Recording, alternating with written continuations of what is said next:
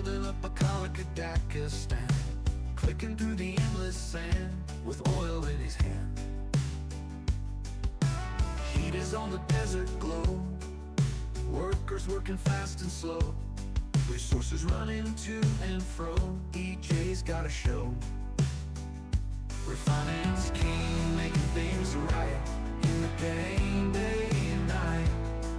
Streaming on his epic plans, Dakistan.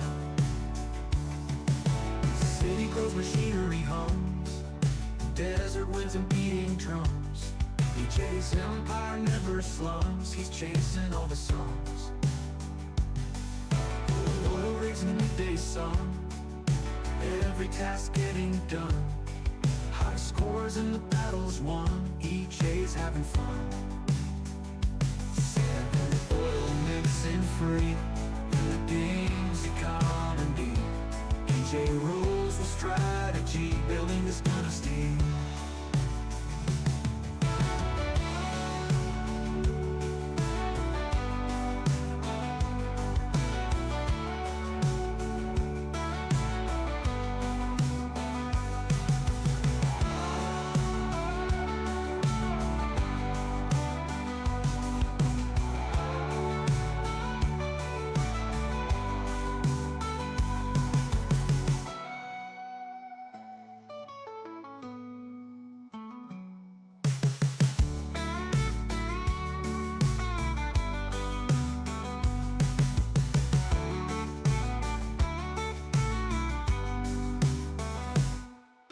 City grows, machinery hums, desert winds and beating drums. EJ's empire never slums, he's chasing all the suns. Oil rigs in the midday sun, every task getting done. High scores in the battles won, EJ's having fun. Sand and oil mixing free in the game's economy. EJ rules with strategy, building this dynasty.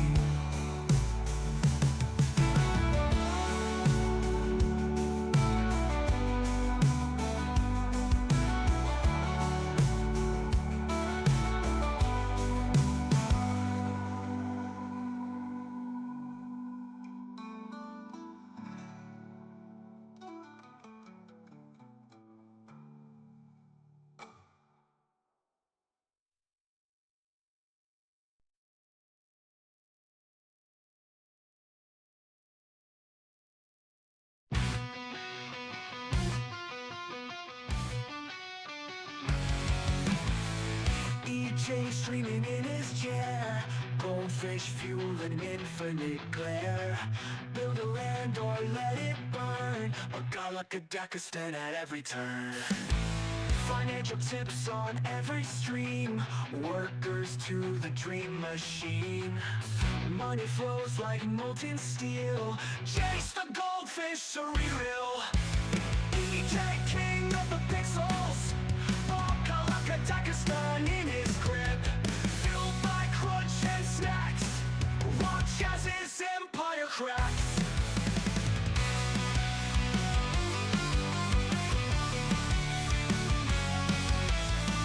Economy rules, it's all a game. Dakistan is claim to fame. EJ adjusts the lines and grids till his eyes bleed memories of kids. Rusty pipes and golden plans, future lies in worker hands. Stream the build or let it fall, EJ's empire never small. Financial talk makes sense, no lies. Goldfish crumbs and starlit eyes. Pour the funds into digital veins, running wild in imaginary planes.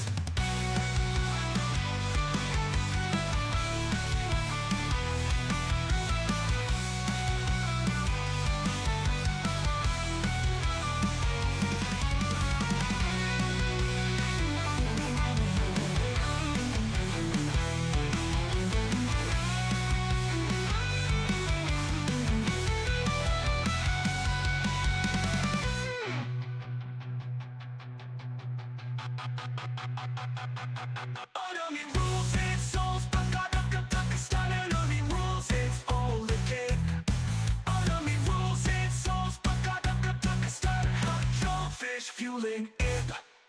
Enemy rules its souls, but Pakistan enemy rules its all legit.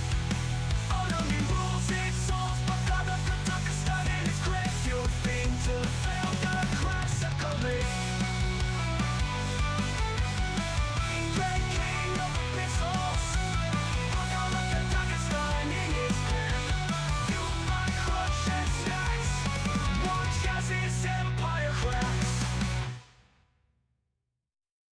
Economy rules, it's all a game, but Pakistan is claim to fame. EJ adjusts the lines and grids till his eyes bleed memories of kids.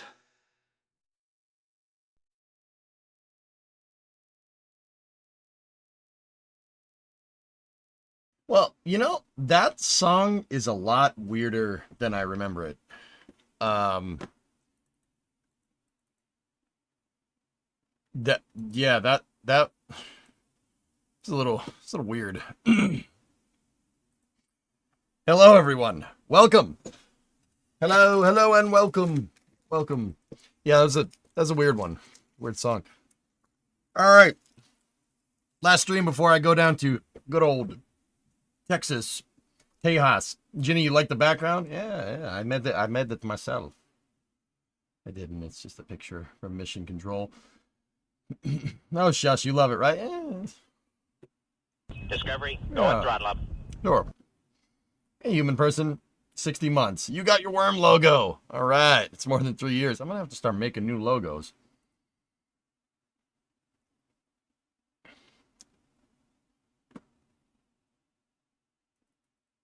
Start making new ones. Yeah. Are you going to be on Flame Trench tonight? Yes. Yes, I am.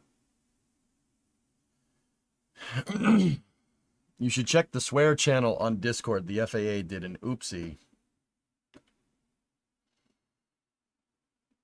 The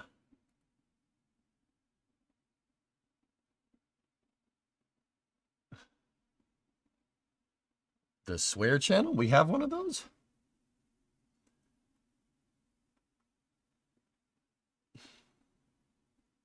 Oh, swear a lot. Yeah, okay.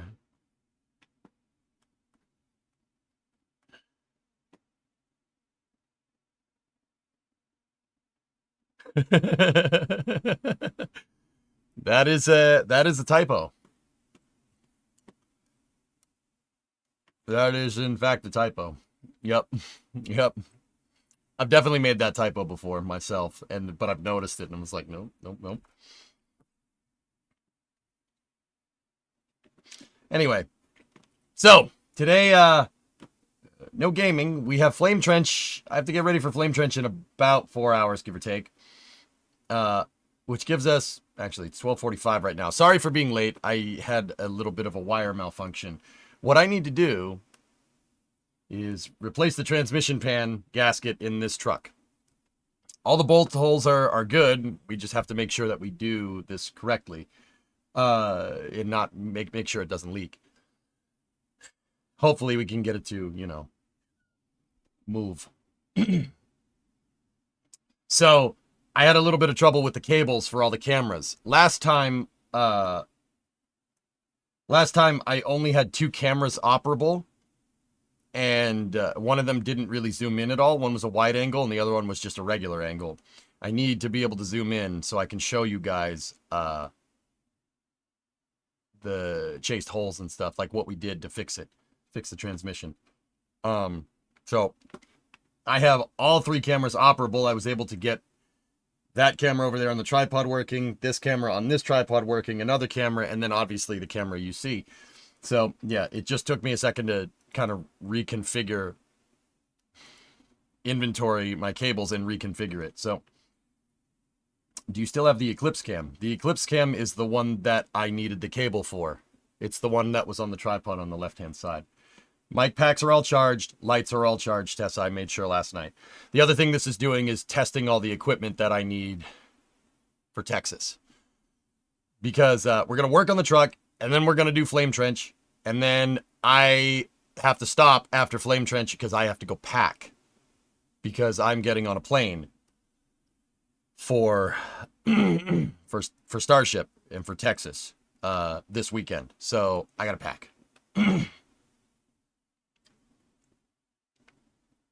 So I'm going to stop talking. We're going to get out there and we're going to get to it. Stand by for loss of signal from the office as expected.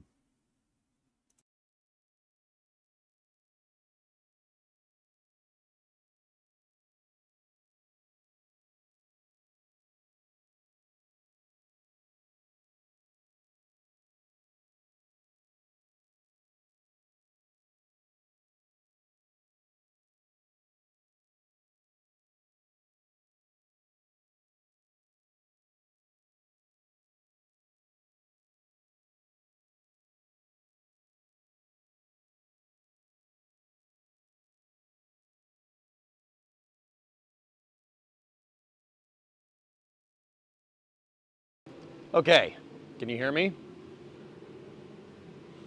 Testing.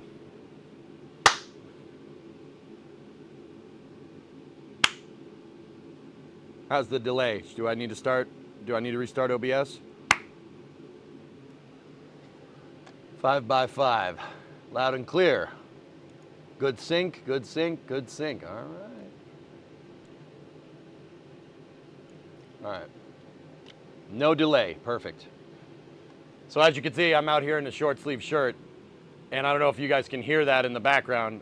Probably a little bit of background feed noise. I have a propane heater out here for now to make sure that this is all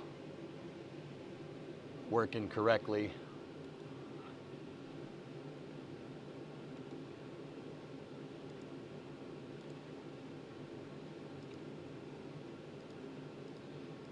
All right. We got some propane and propane accessories, boy. How much did the shop warm up?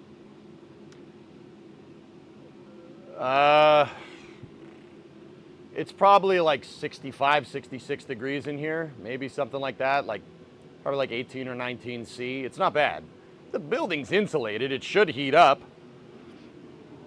But yeah, we have all cameras operable here. So boost the mic a bit. Boost the mic a bit.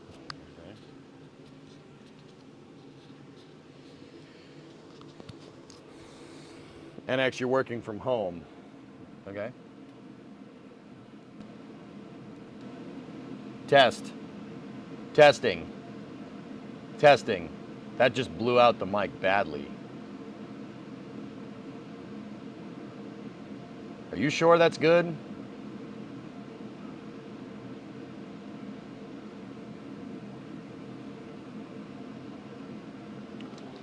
Hey, human person, thank you for the resub. It's not blown out at all, okay? Sounds good, sounds good, sounds good. Galax Productions, hey there. Mic is louder, but so is the background noise. It sounds fine, okay? It's a nice truck, thank you, thank you. Okay, so we got to do the transmission pan gasket here. That thing has been the bane of my existence for the past couple of weeks. There were 2 broken off bolts in it. And you guys saw me basically clean up the mess that I made, and it got so bad I had to call in the big guns.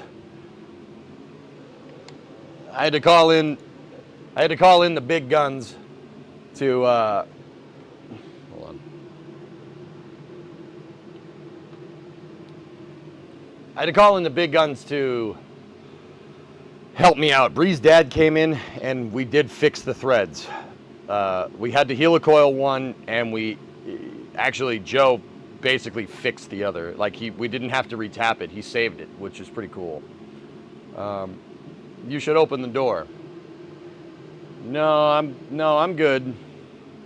No, I'm good, thanks. Good cables. The cameras look crisp. Yeah. So Bree's dad, Joey Blue Skies in chat, helped me get this thing all fixed up. So all the bolts are back in, and we put a crappy older gasket that I had lying around in, and that immediately just leaked everywhere again. So How'd you get the stuck bolt out? We actually pulled the transmission. Okay, all right. There's going to be a lot of technical, like automotive jargon coming at you here in a second. So this truck is motor swapped, okay? It doesn't have the original motor that came with it in 1959. Inside of the truck, it has a motor and transmission from a 1979 Ford F100.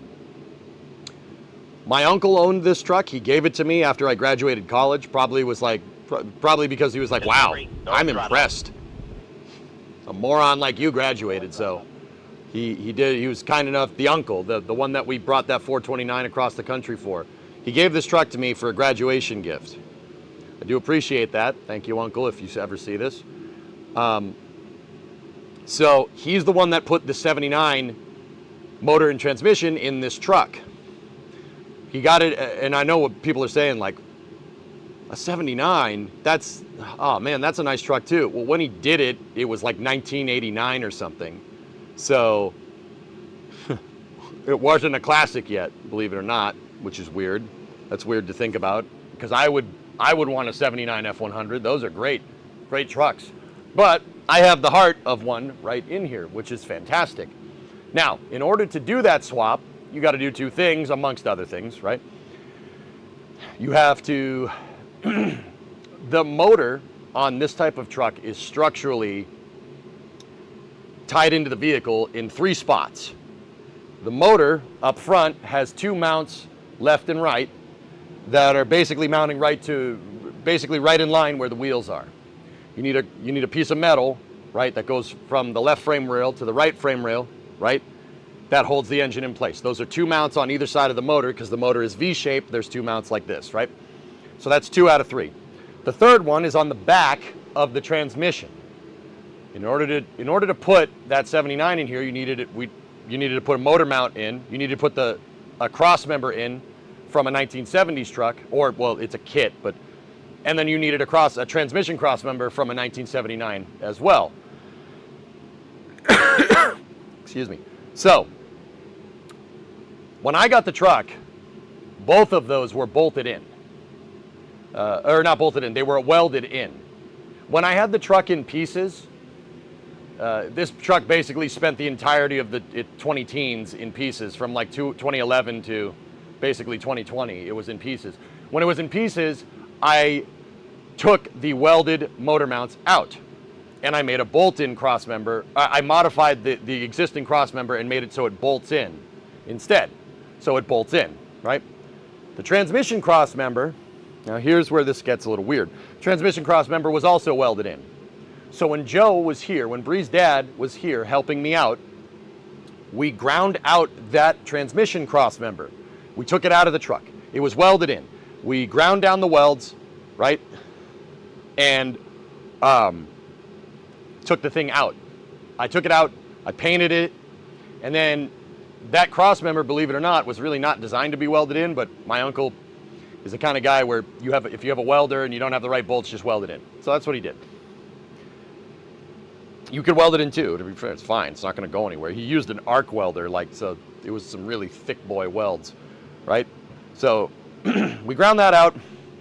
That transmission cross member has provisions for 4 bolts. So we aligned the cross member with the transmission, made sure everything was nice and square, drilled 4 bolts in the frame, through to the transmission cross member, and put 4 grade 8 bolts in. So now the transmission can be removed from the truck without taking the motor out. And then when we did that, we pulled the transmission out, and Bree's dad, Joe, drilled new hole. We fixed the broken bolt holes, and we went from there. So now you can take the transmission out without taking the motor out. Before, you couldn't do that, which is nice, right? So we got the transmission out, put the bolts. Joe saved the bolts. That we fixed the bolts. We had to helicoil one, and we had to drill. He saved the other, which still blows my mind, and put the thing back together. Joe and I did that in a weekend. Like, that was a lot of work, which is why I didn't stream it, because we just needed to get it done. Does using helicoils mess with the integrity at all? Helicoils are fine if in low torque applications. The transmission pan is an extremely low torque application, 12 foot-pounds on those bolts. So, nice to see some wheels on her again. Yep. Yeah, hey Vind, tier 1 6 months in advance. Thank you very much. Appreciate you. So, yeah, when we slammed this thing all back together, I used an old crappy felt gasket, which was not good enough. It's leaking all over the place again, but we have all the bolts in. I have my torque wrenches. We got everything we need. I got my lights, I got the microphones, everything's charged.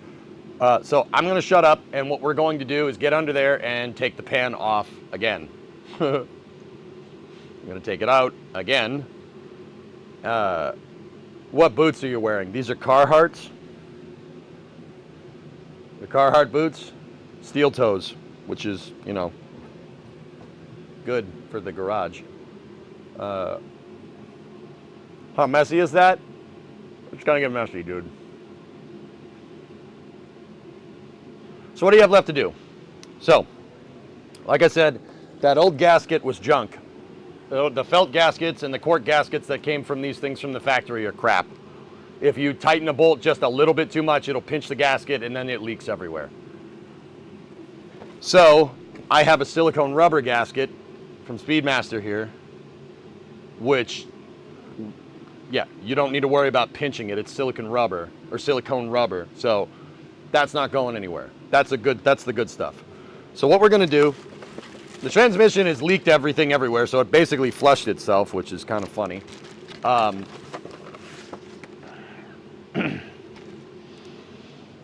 So what we gotta do, we gotta get the pan off. I have a new filter and a new filter gasket. The transmission filter is at the bottom. It's right underneath the pan. So I got a new filter and a new filter gasket right here.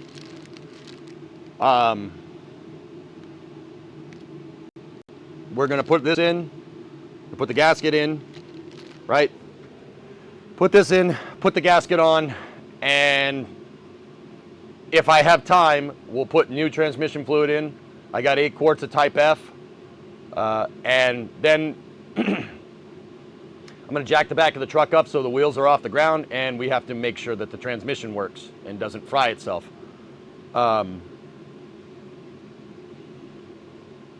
Got hats, dude. Yeah, that's right. Rudy, you're in your workshop wrenching on a customer's bike, watching, listening to you work. Right on, right on. Okay, cool. So that's what we got to do. I'm gonna set up the cameras here. I'll switch us over to the high camera here.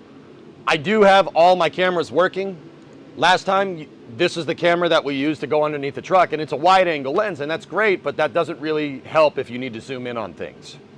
So I have my video camera, the good camera, a Sony HD CX405, which can zoom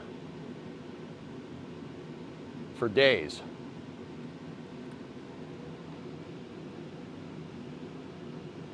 See? So that should be able to catch the zoom. And then I also have side camera. So we have side camera. I have front video camera. And then we have wide angle camera. And then I call this the high cam, the security camera.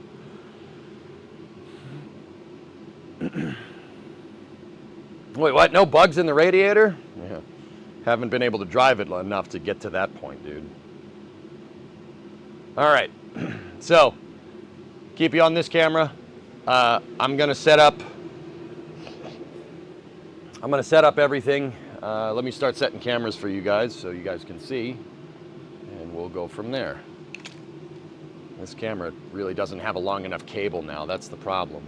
When I was messing around with these cables, I had to piece it together so one camera or the other would have longer cables.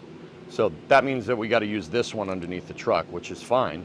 But yeah, I don't have enough to get the wide angle and the zoom camera underneath this thing. So I'll leave the wide angle as something that you guys like to explain things when I'm standing up.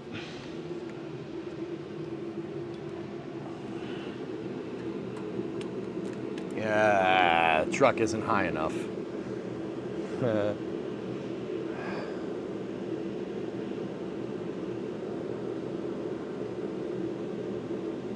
Let me think.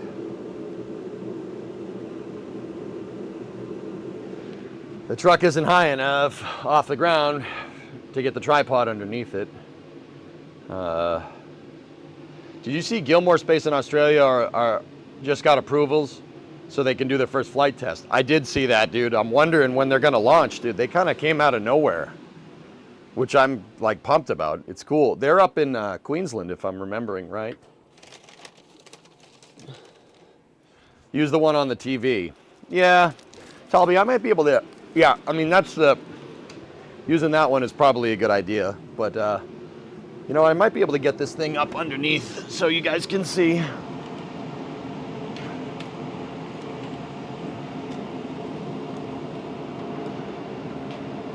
Ah, I can get you up underneath the frame rails. There we go. Cross members in the way, but let's get the lights and see if we can set up a nicer camera. Yeah.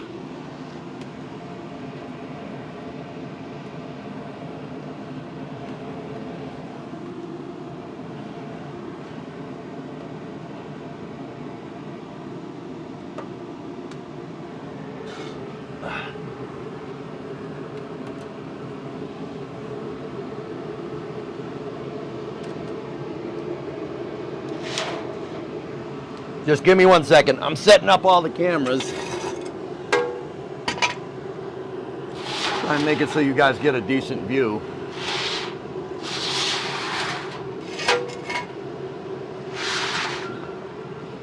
There we go.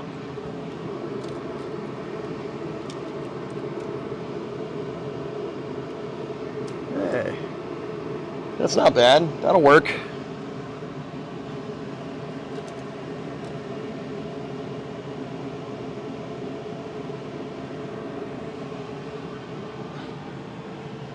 Actually, hold on.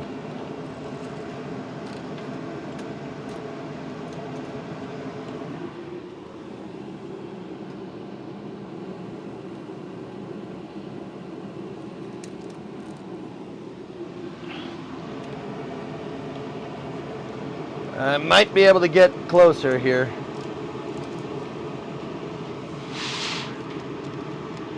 I'm telling you, man, it's a lot of setup.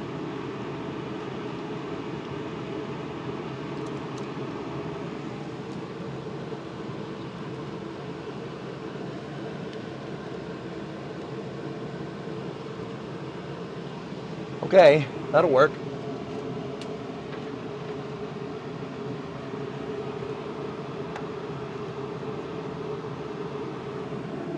All right, let's see how that looks up here.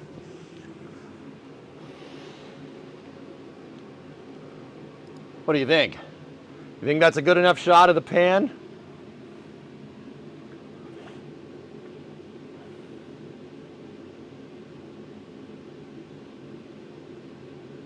You can see that the shifter cable is not hooked up right now.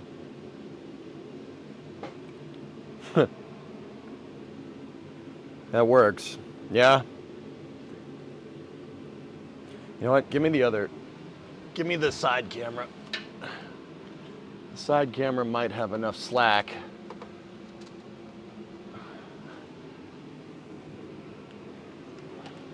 So we can just get multiple angles here.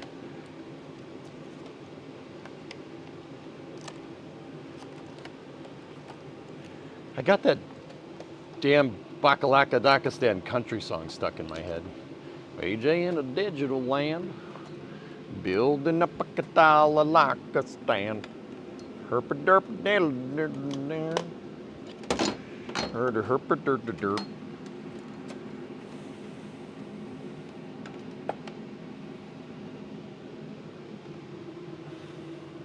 All systems. This is yeah, it's kind of your fault. It's kind of your fault there, bud.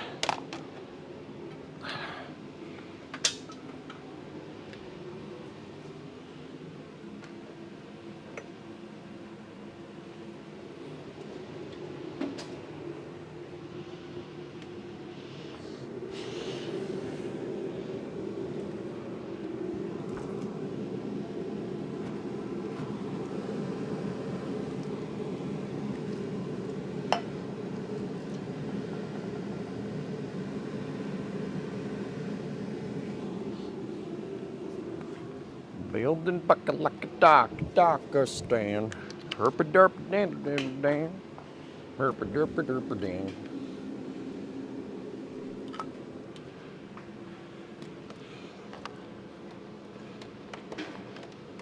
See, this is why we didn't do the transmission bolt. Like we didn't where we drill and tap the holes. This is why we didn't do this. This is why we didn't do this on stream, because I didn't want to sit here setting up camera angles for an hour to get everything that we want to see. Takes a long time. That, and I don't know, I mean, probably, you guys probably would have found it cool, but, I mean, I did, but.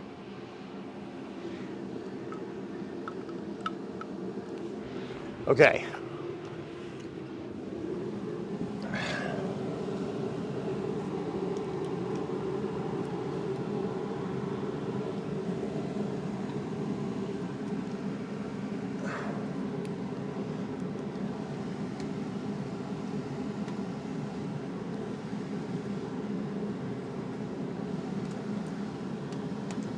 I'll use the jack stand for lighting.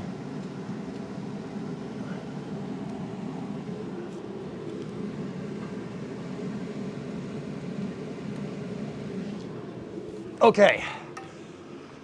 Now, how's that? Oh, nice. That gets us what we want. We just gotta actually tilt it up a little bit more.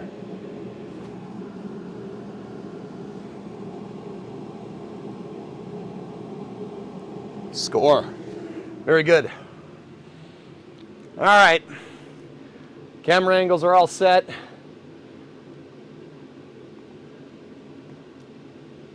That one's a little bit of a strange one, but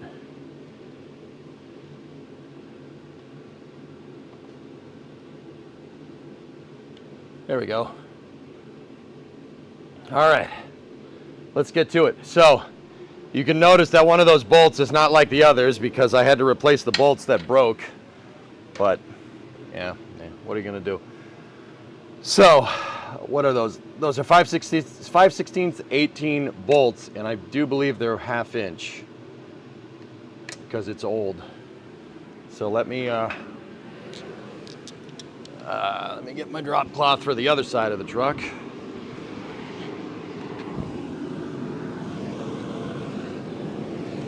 Make sure we're on the right camera angle. Yeah, we are. Cool. That background noise, dudes, is the heater. You can also see that this is that gasket is very much not working. Okay. Yeah. 1/2 inches is what it is. Okay, so we got to make sure that we don't break these things again. So what I'm going to do is get 1/2 there on a universal joint, because the old transmission cross member from the original motor and transmission from 1959 is still there. That's what that big bar is. That big I-beam looking thing on the left side, top left. Heater sounds like Starship loading fuel. Don't let him lie to you. Here's a jet engine. The gearbox tray, the gearbox cross member, Jens, is the thing on the right side of the screen. It's in the back. There's 2 bolts going through it. Here, let me switch back. See that there? The wiring from the other camera is kind of in front of it, but Okay.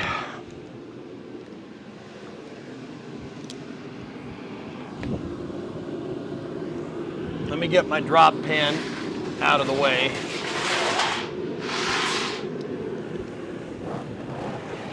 And for when this thing does start leaking all over the place, I put a drop bucket, catch bucket down.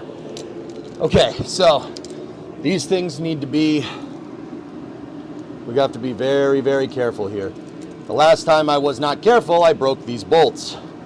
So we have to be very, very, very, very, very careful. Some of these you can get with the deep socket, and some of them you can't. Now, oh yeah, that's the other thing that I can do. I can, the dipstick tube, I fixed the dipstick tube so we can actually drain this thing if we want to. We can drain it the way it's supposed to be drained. Now the dipstick tube is on this side, so that is a big old 7/8 wrench.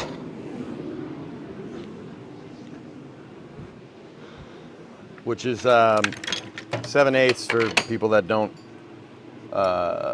understand what the heck that means, is like 22, 23 millimeter. It's a big old drain plug. Well, it's the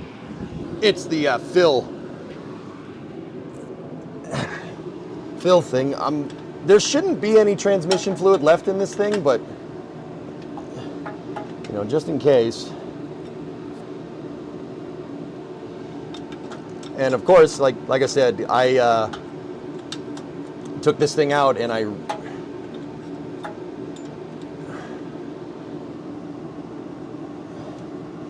I cleaned it and cleaned it out. I chased the threads. Jeez, it's still dripping. Where is all this transmission fluid coming from? I know the answer to it. The answer is the torque converter, but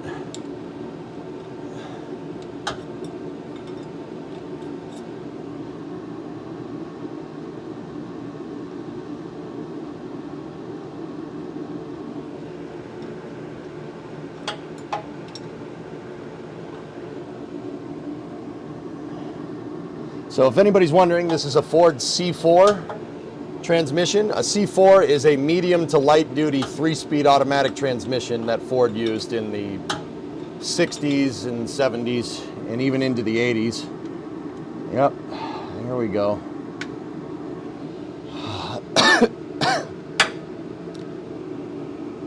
Yep, see? Type F transmission fluid is blood red.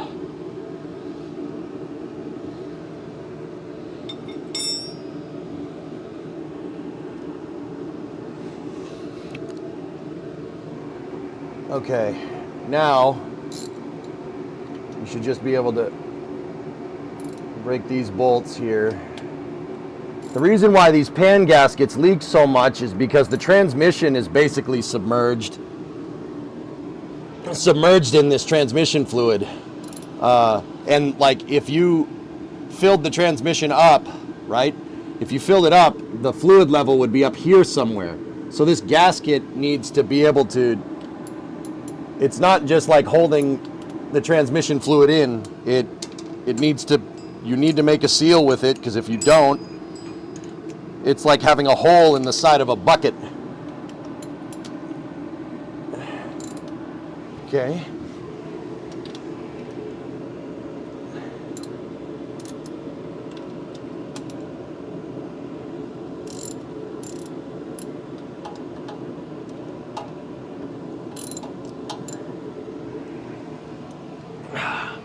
Man, I pulled the dipstick tube, and this thing is still pissing transmission fluid. Unbelievable.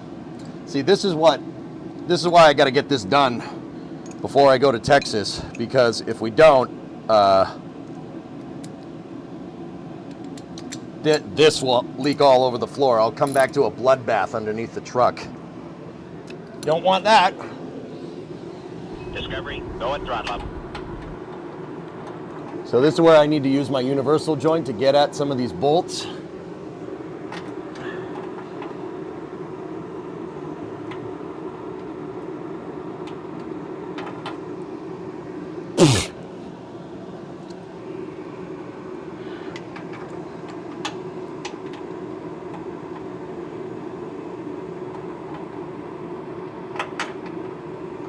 Now here comes the really icky part.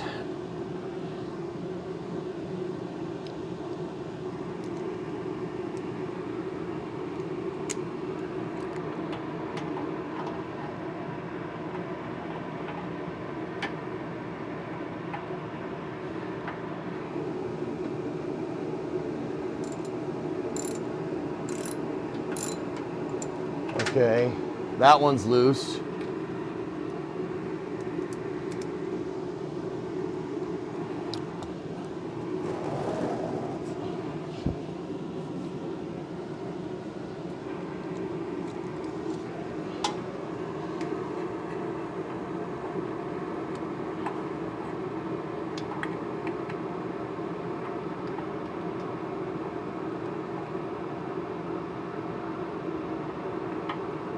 I don't like the angle for that one.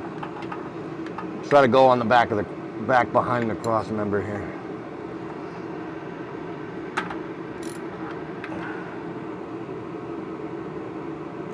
Cool, that one's loose. This is the one, this is the thread in the corner here, the one that we saved. That one's already loose.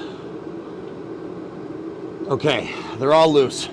I'm gonna let that drain for a second and then we'll get back under here. Unless we wanna bathe in transmission fluid when I go to take that pan off.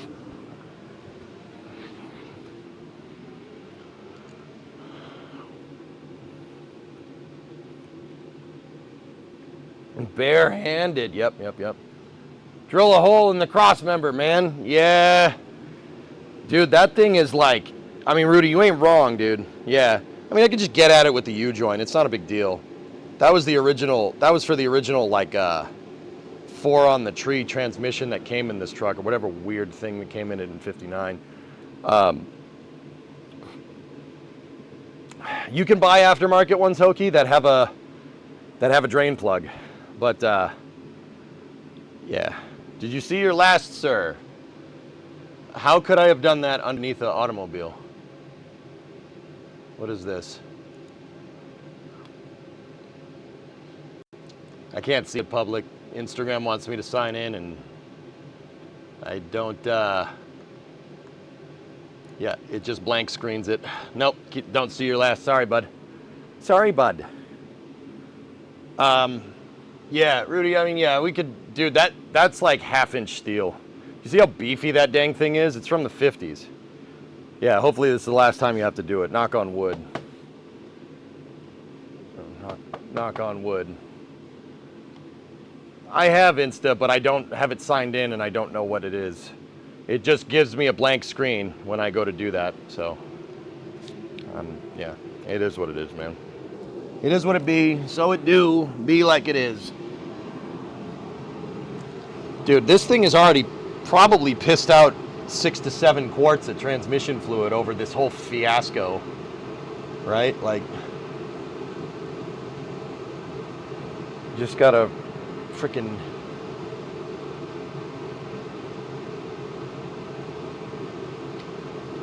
it's just gonna keep pissing it out. I did try to clean the transmission, the outside, with Simple Green because it was caked. It was caked in transmission fluid. Transmission fluid leaked everywhere, and because of surface tension, it soaked the transmission cross member, it soaked the drive shaft. It even got all the way down to the diff. I thought my rear diff was leaking, and I just did the pinion seal on that thing. But it turns out it's all ATF, always has been. All right, so let's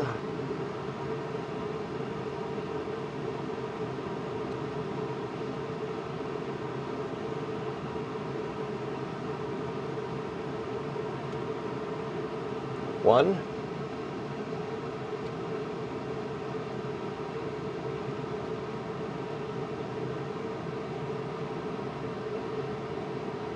Two. I'm gonna get my electric ratchet to take the rest of these out. Save myself some time. Why don't you just blow your brains out now and save yourself some time? Yeah.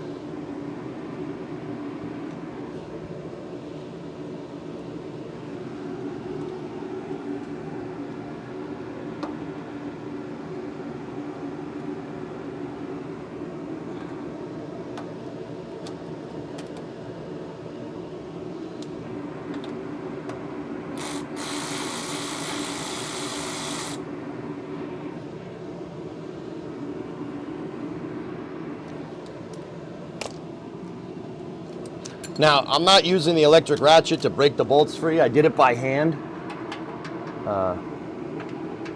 So you don't have to worry about breaking stuff with the electric ratchet. You don't need, that's the last thing I need, breaking this stupid thing off again.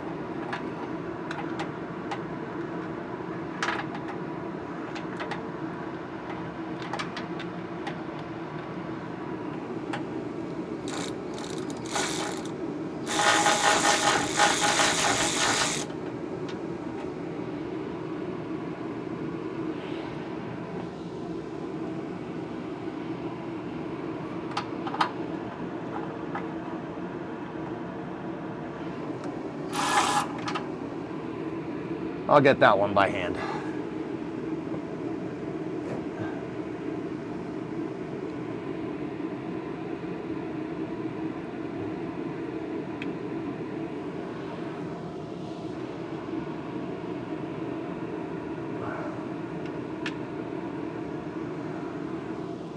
Hang on, I think I missed one.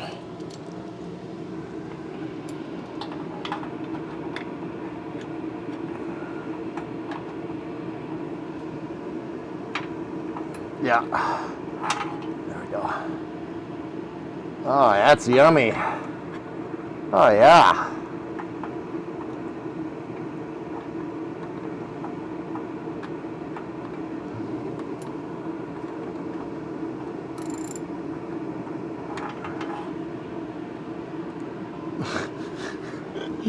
Is it raining?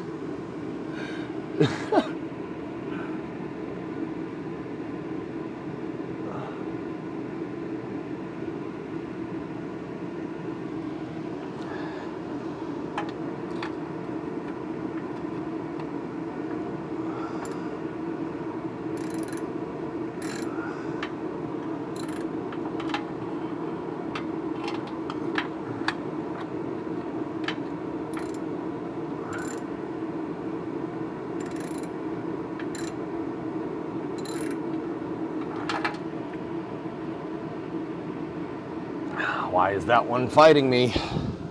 Don't fight me. Come on.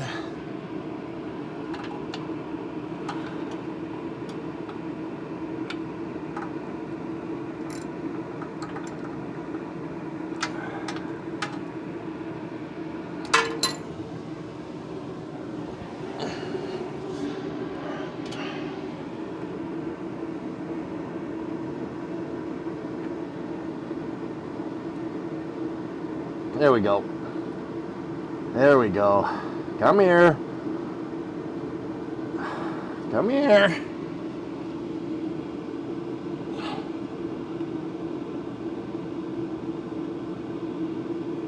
Okay.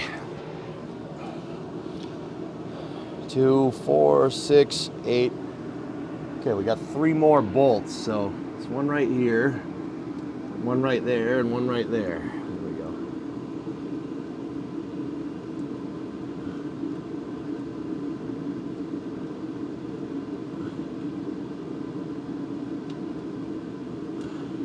I assure you I'm not bleeding. Just in case anybody popped into this stream like halfway through what I'm doing here. I'm not bleeding, it's just transmission fluid. Nah, it's not my blood. I don't know how that looks on camera. I hope it doesn't look like I've stuck my hand in a blender or something.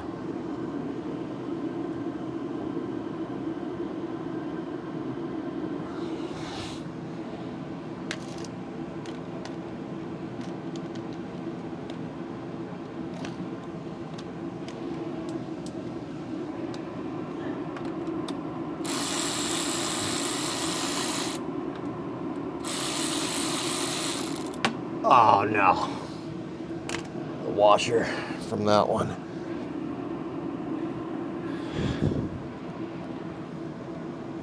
Got it.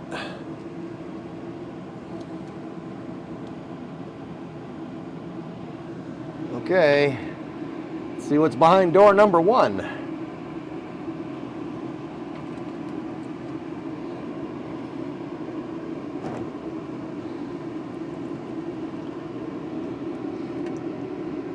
Lovely.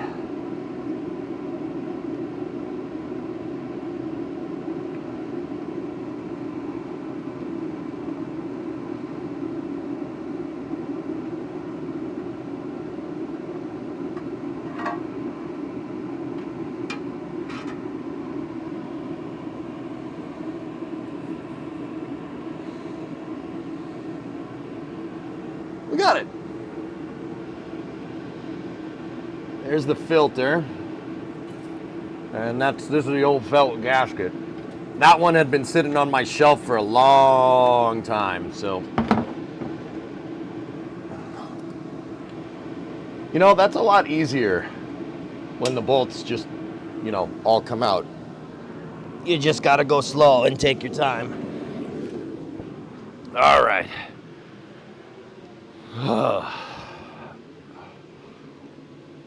I bet you look like a butcher. Yeah, that's not too bad. That's not too bad. I don't want to touch my hat, though. It ain't too bad. Just gonna use this rag here. There we go. All right, so what we got to do as well, we got to get that filter out. That filter is that kind of weird looking thing in the center. It looks like this. Here. Looks like that. We got to get the old one out, and I got a new one. Put the new one in. Shop rags are your friend. Yeah, I got to find mine. Oh, no, it's on the floor. Nice. I got it. Yeah, chamois are up on the shelf somewhere, but.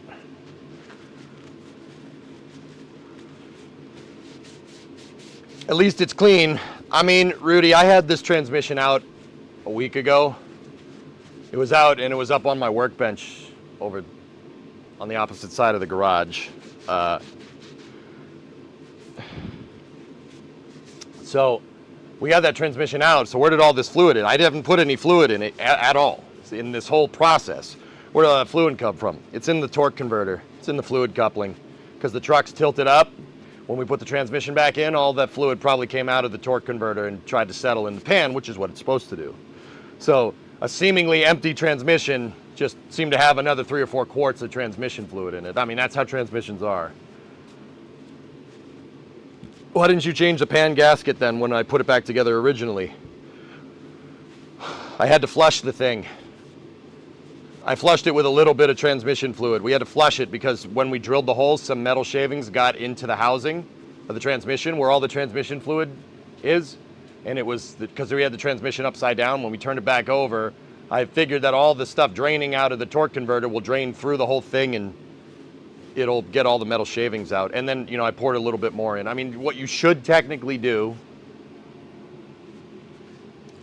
is do everything that I just said, but run the thing.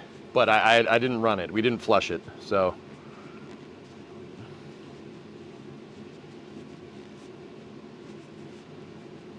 Yeah, that's what it's been doing since we put the transmission back in a couple weeks ago. See the catch pan? I didn't want that. I didn't want to come back to a bloodbath on the floor when we came back from Texas. That's why I'm doing this today. What was I doing? I forgot why I walked over here. It doesn't matter. Whatever. Oh, yeah. I'm going to put this, I don't want this getting caked in ATF any more than it already is. So I'm going to put this in the office, in the SCE to auxiliary switch. A little SCE to aux switch. There we go. Cool. All right.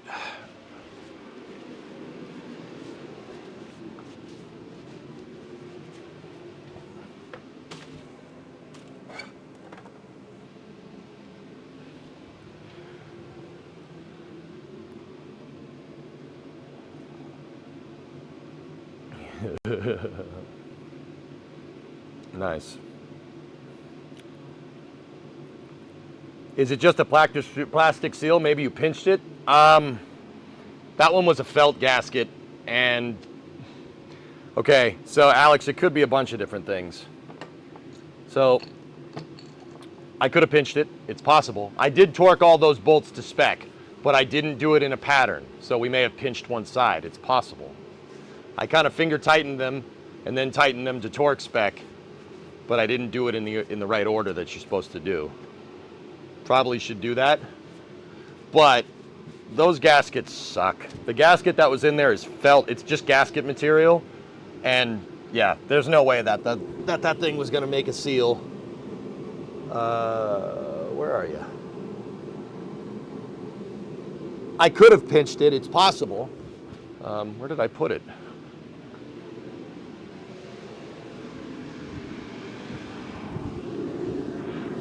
Oh, yeah. Okay. Oh.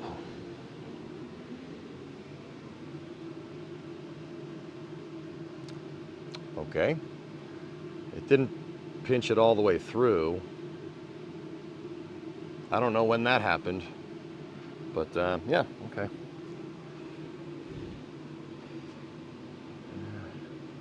Yeah, these felt gaskets get saturated. Like, this is just gasket material. Like, this is not, it's felt. See, you can see the boss right there, see? It's felt. There's no way this thing was going to seal. I had this on the shelf for a long time because I knew it wasn't going to work. When I was going to flush the transmission, I didn't want to put my good gasket on there. Like here, look at the difference. Look at the difference between this, right, and that. See what I'm talking about? This is a quality gasket. This is not. This is silicon rubber. This is much more modern design for an older transmission, believe it or not. That is a nice gasket. This should seal. If I can't get this to seal, I don't belong here. But then again, it is me, so Murphy's Law always happens with me. So, who knows? It's blue, so you know it's good. You're done. Yeah, this thing, there was no way this was going to seal. Like, getting that thing to work is well beyond my expertise here. Now, I do have another rubber. I have a rubber one here. This one came with the filter, that new filter that I have. This one could work. I'll keep it as a spare, I guess. I want the big boy gasket, the blue one. But first, we got to get the filter off. Can't find the right tool in this garage, Mr. Arizona? You don't belong near a car.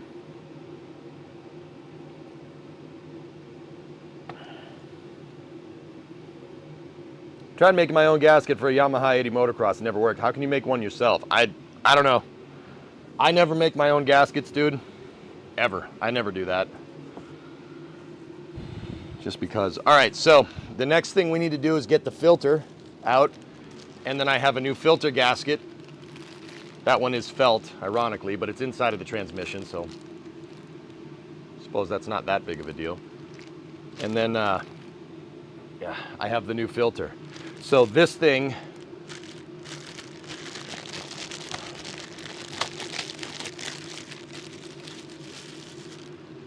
sits at the bottom of the pan, and if you notice, there's a little intake right here.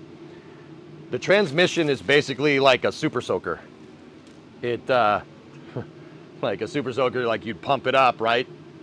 And it will pull water, and then you can shoot it out at something. That's basically what it does. This is attached to well, it's not a pump. It's called a mechanical valve body, or just your transmission valve body. It uses hydraulics for governing logic, which is pretty cool for 1960s and 1970s technology. Inside of that transmission, above the filter is, yeah, the valve body. The valve body it looks like a pinball machine or Labyrinth. You guys ever played Labyrinth? You know, you have to move the marble around? That's what valve bodies look like. It is black magic as far as I'm concerned. I'm sure I could go figure out how that works, but no. Nope. So, we have our new gasket. This sits attached to the bottom of the valve body because the transmission goes up, and the valve body basically lubricates the transmission, and it's it's the automatic transmission's governing logic. It's hard-coded hydraulic governing logic, which is pretty cool. I'm sure they never called it that, but that's what it is.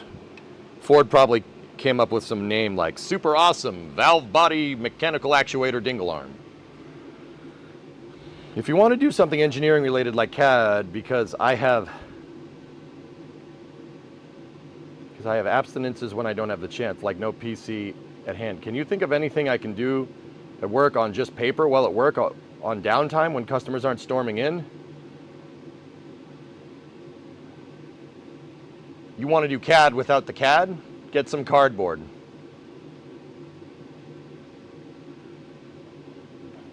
Get some cardboard, man. All right. I'm going to leave this up here with its gasket. You guys are witnesses because stuff likes going into the abyss in this garage. The gasket and the filter are on my front workbench. This is my little temporary bench. They're right there. Okay?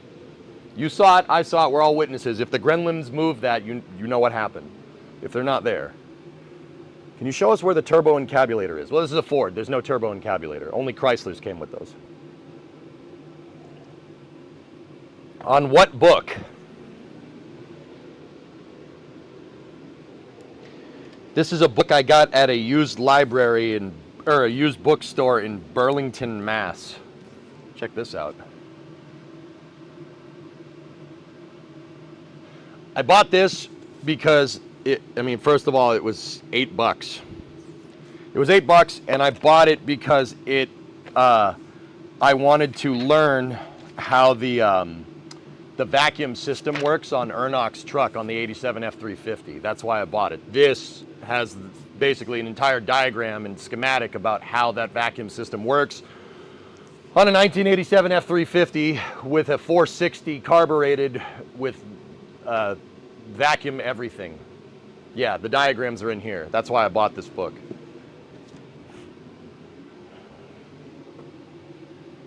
And just like that, the filter is gone. Nope, nope, nope, nope, nope, nope, nope, nope, nope, nope, nope, nope. Right there. You see it, I see it, it's right there. Cool, I'm going back under the truck. Where's the Haynes books? I have a stack of Haynes books over there and repair manuals, and I honestly need a bookshelf in here for how many of those I have. We need a lot. Okay.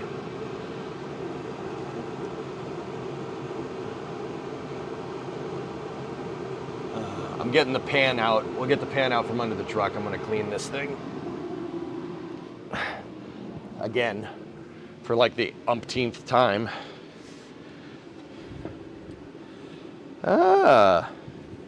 It did do the thing. Here, let me show you guys. Let me just clean it up a little bit. Go back over here. Look. See this down here? See this stuff down here? That's not just transmission fluid. Look. There's all the metal shavings from drilling out all the holes. I'm not sure if you could see the gray in there, but it's there. So it looks like it did kind of, oh geez. See what I mean? Can you guys see the crap in there? It's up in the corner. See all the fleckles in there? The fleckles, no good. That's how much crap was in there from when we drilled the holes out. We tried our best to keep it, keep shavings from getting in there, but as I thought, it did get most of it. The transmission basically settled, all the fluid settling in the transmission basically got all of the shavings. The filter should get the rest, the new filter, so I'm not worried too much about that. There's not a lot in there, there's just a little bit. Pardon my ignorance, but this thing looks clean. Oh, drill shavings, yeah. We had to drill out 2 bolts on the transmission, the bolts that go into the transmission, these guys. We had to drill them out. Well, we saved one, and I say we, I mean Bree's dad, Joe, did. My wife's dad, my father-in-law. He saved one of them, and we had to helicoil another. I'll show you guys when we get back under there, but I'm just trying to make sure we get as much metal shaving out of this as possible. A lot of it is underneath the dipstick tube right there. Magnet will catch future shavings. Yep. Now, what I did do when I had this pan off previously is I took a hammer and dolly and I hammered the flange, which is this kind of tab of metal. I used a hammer and dolly to hammer that thing perfectly flat. It is very true, if you guys can see it. See how flat it is? It's not bent. It's not raised around the bolt holes from some dingbat tightening the transmission bolt. It's too much to the point where they break. That was a much younger EJ though that did that. Okay, now there's still some dust from this in there, so just gonna get some brake clean real quick and get that, and then a clean rag, and just make sure we get at the rest of this stuff.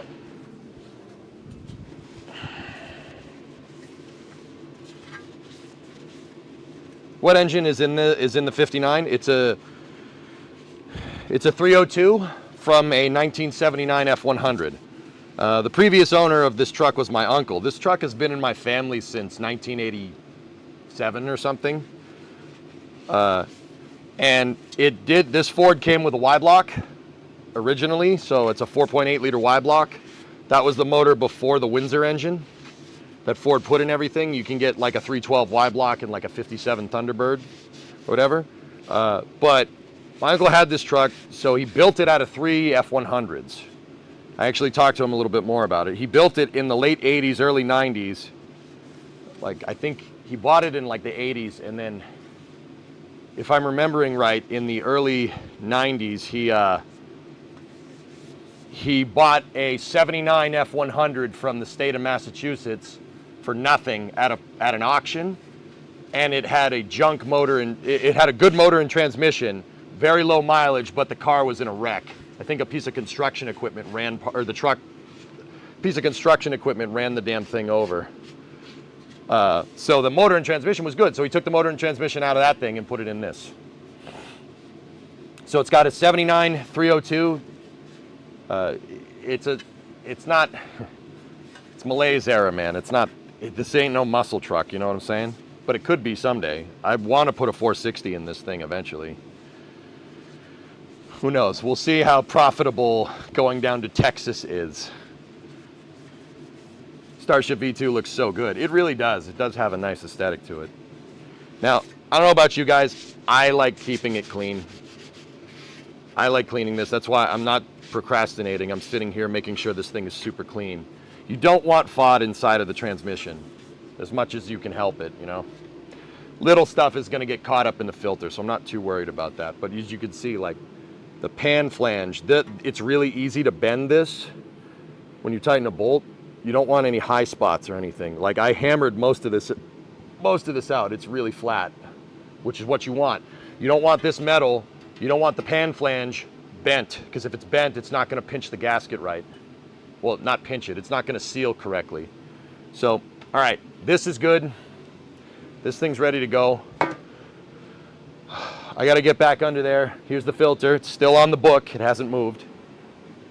We got to get under there with a, I think it's a 1/4 inch. A 1/4 inch, or it could be 5/16 ratchet, and we got to take the filter off. Now, keep in mind, fellas, I'm going to show you real quick. Notice this little tab on the filter. That is a retention tab for a spring for the valve body. If you've taken one of these things off, or if you ever do, I don't know, there's a retention spring here. You take it off and the spring's going to shoot out. That's normal. You make sure you want to put that spring back in there. That spring is some of that governing logic that I was telling you about. You need that. That's important. Do I know what the spring does specifically? No, but it wouldn't be there if it wasn't doing something.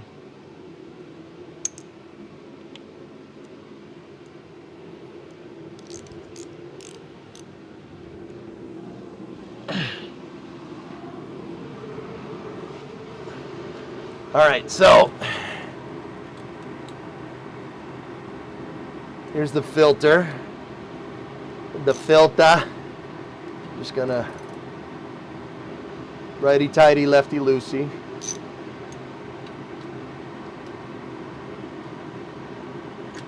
Note that I'm using a very small ratchet. See this tiny guy? This is a 1/4 inch drive.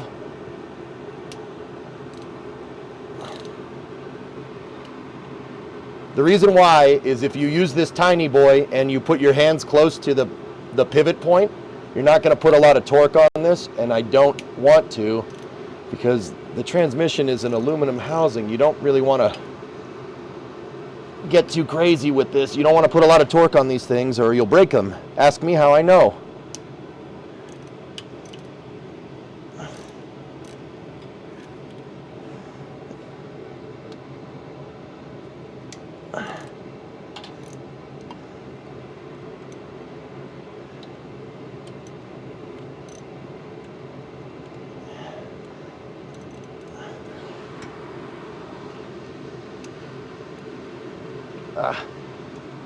Just check my other socket here real quick.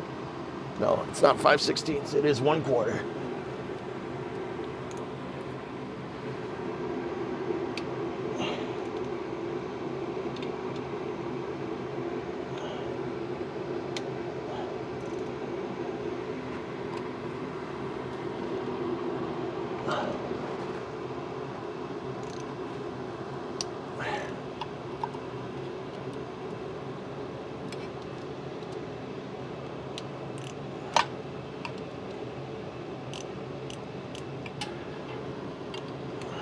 Okay, now that all that is, all of them are loose, I'll use the ratchet to take them off quick. Okay.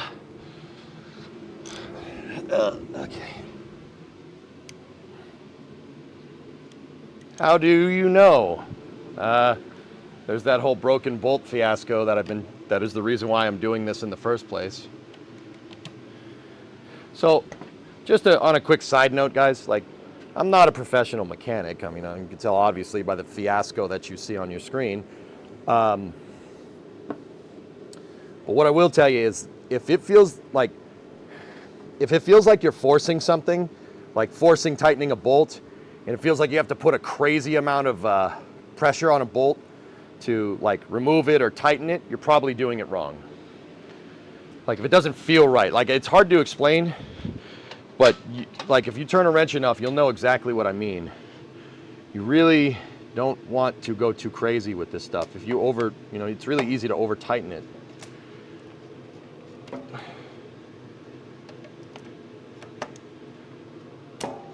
Like, make sure you torque everything, etc., etc. And don't force it. You got to be patient with this stuff.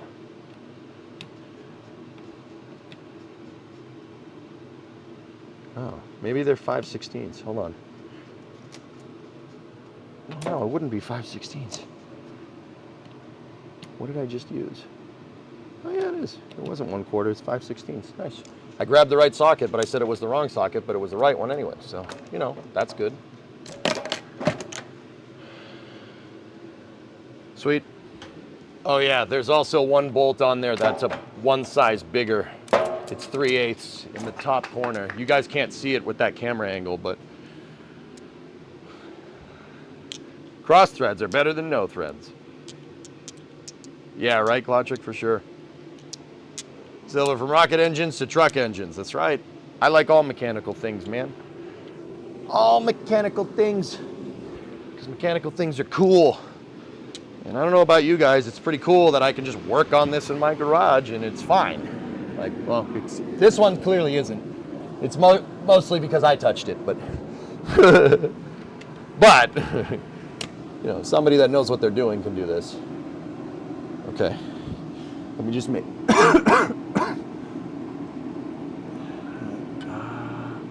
Where's the one that's one bigger? There it is. Cool. That is a 3/8. I don't think I'll be able to get at that with a deep socket. So let me get that 1/4-inch drive again in a 3/8 socket, and we'll do it right. We did it right. Who do you think you are? I am. Oh, I did it.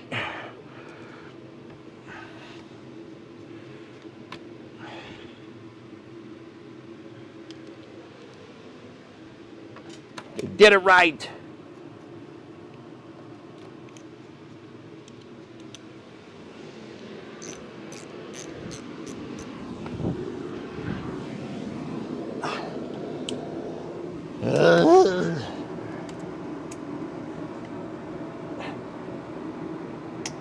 Come on, baby.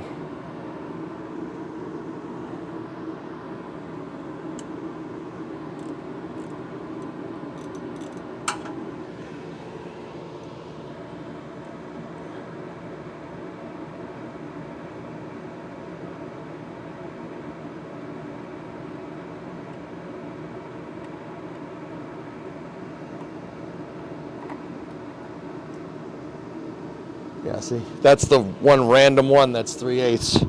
Everything else is 5/16 on the filter. So,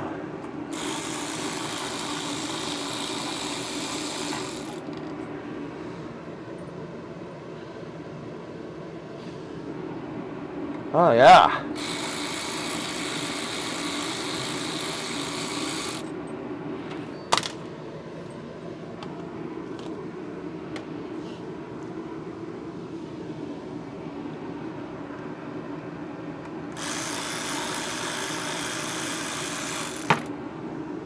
I put my hand out to try and make sure it doesn't fall into the pit of despair, but yeah, it still did, but I got it.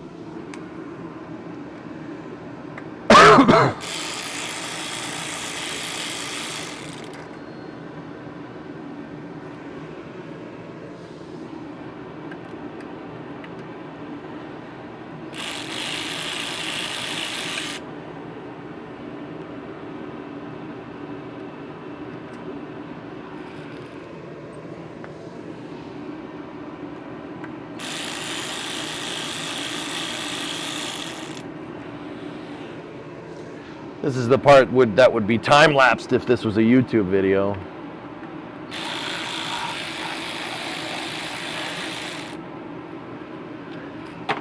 Ah, crap. Okay. That spring is right there. It's going to try to push. Let me get the last bolt. Uh-huh.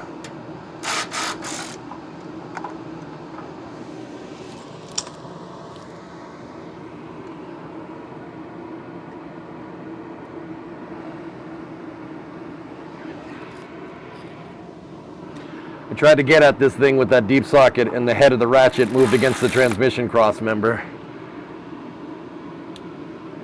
It got stuck right here. There we go. Okay. Uh-huh. Okay, got it. Now let's get that spring.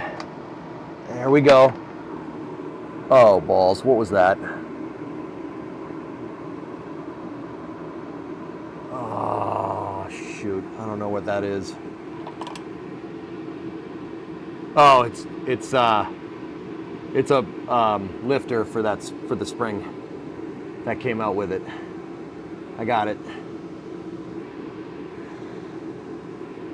Cool. That thing goes up in there, and the spring sits on it.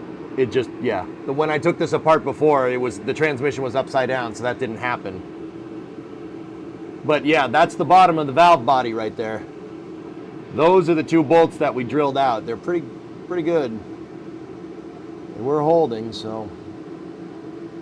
All right, let me just check and be sure.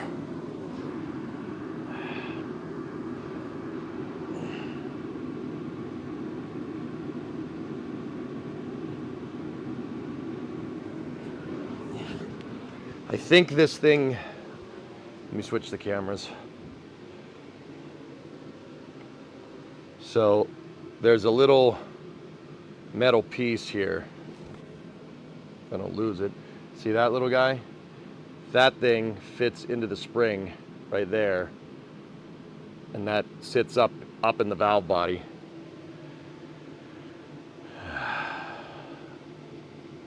I have nylon gloves. I don't care. I don't need those.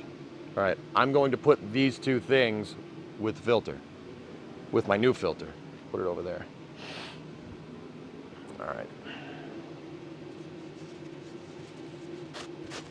Yeah, right. Yeah, I heard that. I heard the spring drop, and then I heard something else drop, and I'm like, uh-oh. I don't know where that's supposed to go. Lovely. T-minus 13 minutes to launch. Oh, yeah. Yeah.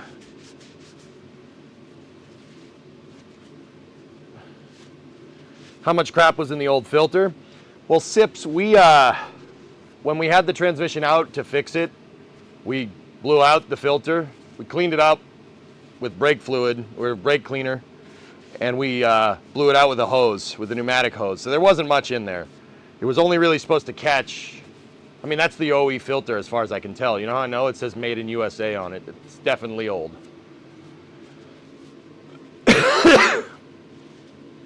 Hey, Woody, what's going on? So,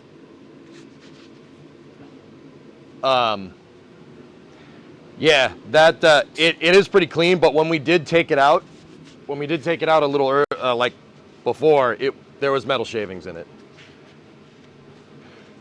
Now, here's the thing: there were metal shavings in it, but it's not from the transmission. That transmission, I talked to my uncle about it, who was the previous owner of this truck.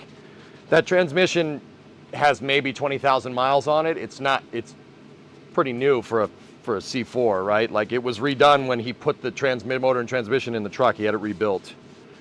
That was like in 1992, right? So, yeah, it's been in there for a while. So there wasn't a lot of crap in there, but yeah, it was an old filter, and we're gonna replace it. Would you just look at it? And what does that spring do? I have no idea, Alex. It's something that governs something in the valve body. So, sorry, I lost my train of thought there for a second, because we got this Falcon 9 launch, and I don't know how we're gonna cover this, like, but I got to keep the streak going, so probably watch it here in the shop. See if I can get this thing up and running over here.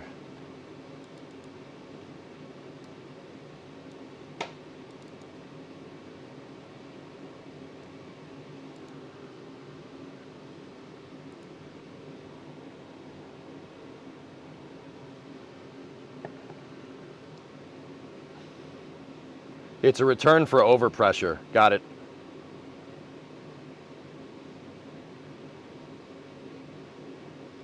All right, SpaceX doesn't have their coverage live yet, so I'm just gonna sit here and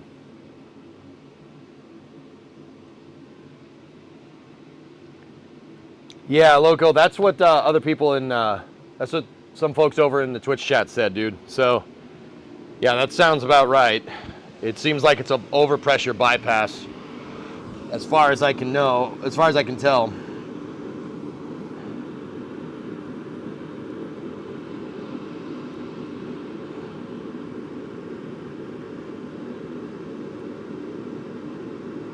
I'm over on the other side of the truck. I'm just making sure I have all the bolts.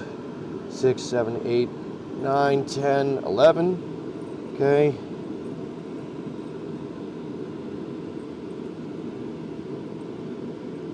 Two, four, six, 8, 9. There should be 9 on the transmission filter. So 1, 2, 3, 4, 5, 6, 7, 8, 9. 1, 2, 5, 6, 7, 8, 9, 10, 11. Okay, we're good. We're good. All right. Yeah, we'll take a second here. Whoop. Let that drain anyway.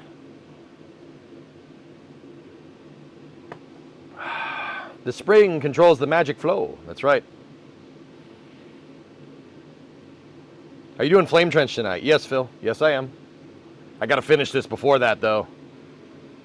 I don't need a nice pile of transmission fluid sitting on my shop floor when I get back. This is my office, dude. If you guys don't know, this is my computer setup is in the back office. This garage has a furnished office attached to the back. That is the EJSA headquarters.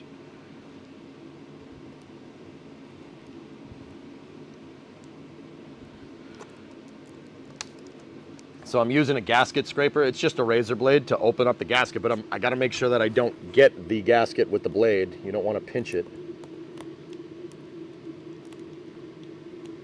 on, baby.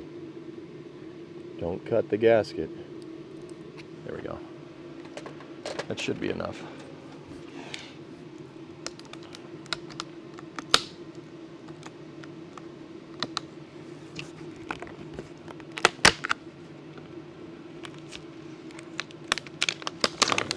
See last, SpaceX is online. I know, I have it up on the screen, dude.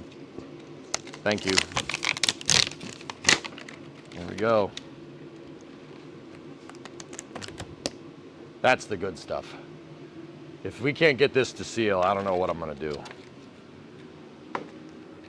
All right, so, ooh, it's got metal in it. There's metal inserts into this silicone gasket. Very nice.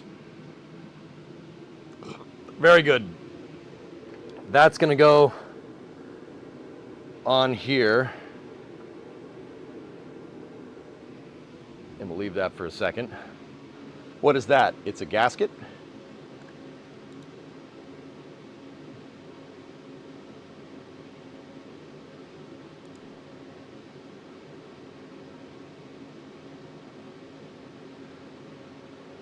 All right, so there we go.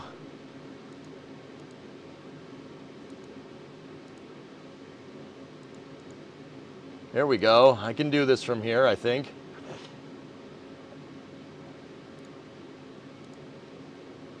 Yeah, man. All right. This'll work. SpaceX.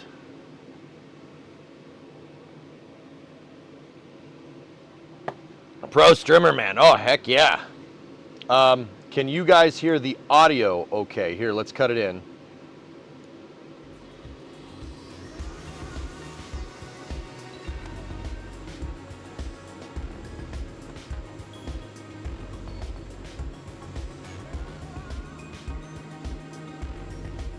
Sweet. We got ourselves a rocket launch set up here. I'm probably gonna move this just a little bit this way so you guys are a little bit closer. Nice.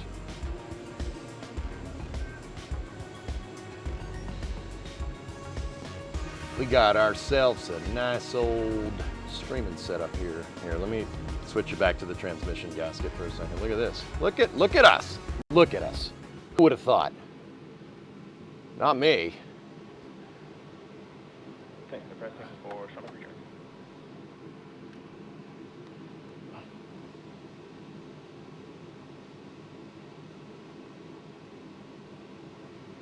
Whoop. Good enough. This will work. Will you just look at it? Yes. Would you just look at it? Would you just look at it? Would you just look at it? Can you repair a truck? I don't know, can you?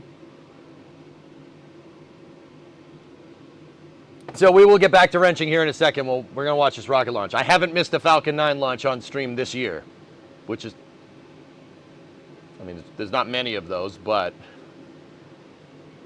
So this is the Starlink 1212, I think is what this one is. Let me just check next space flight. Falcon 9 transmission replacement gas. Falcon 9 doesn't have a transmission. You silly chat. Starlink Group 1212. The booster flying today is booster serial number 1067 on its 25th flight. 25. 37-day turnaround. The payload is 12 Starlink V2 mini satellites, or not 12, there's 21 V2, 13 direct to cell, 8 normal V2 satellites total.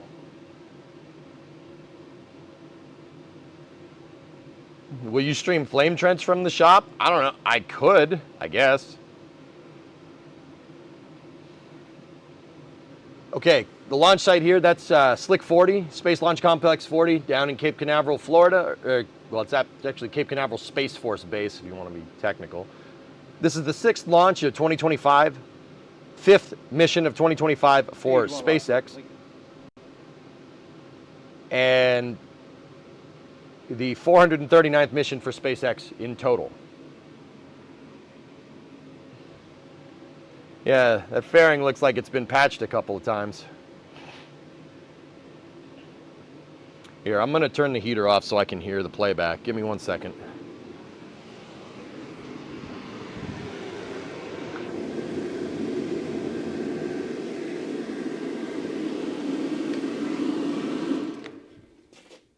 There we go.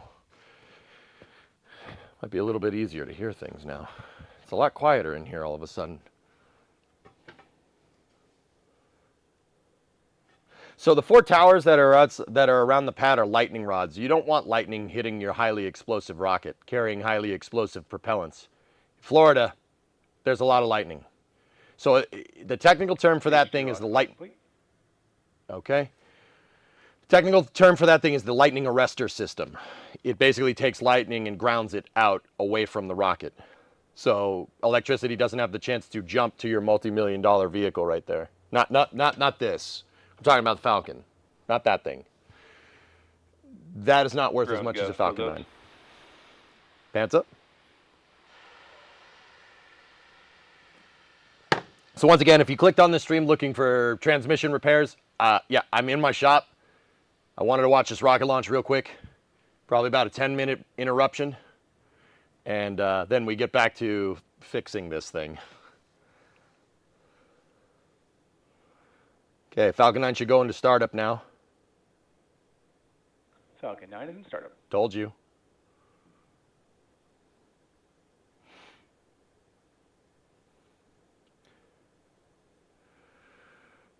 Ground gas closeout has already happened, indicating second stage liquid oxygen is full.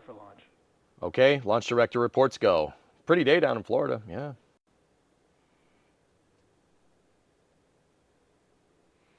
Yeah, okay, that's right. T-minus 30 seconds. T-minus 30 seconds. I just said that.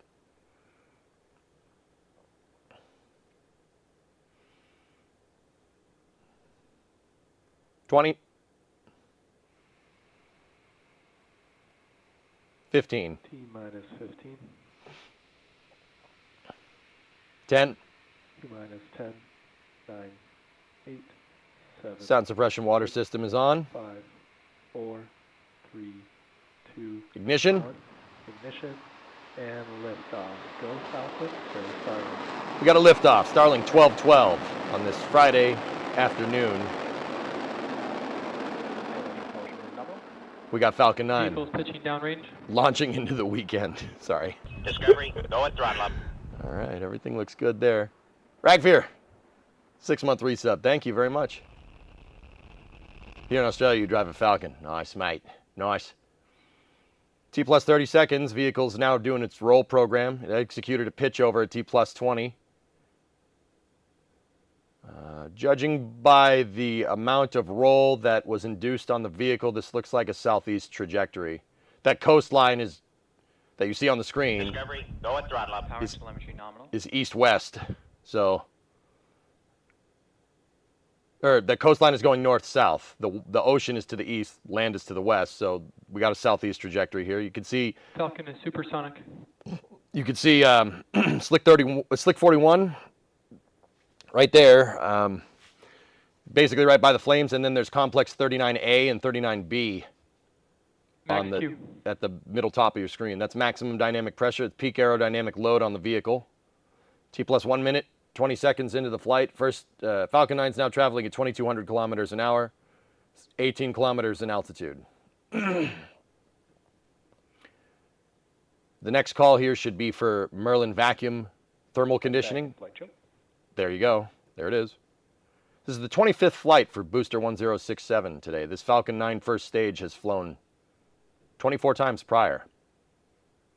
Pretty awesome.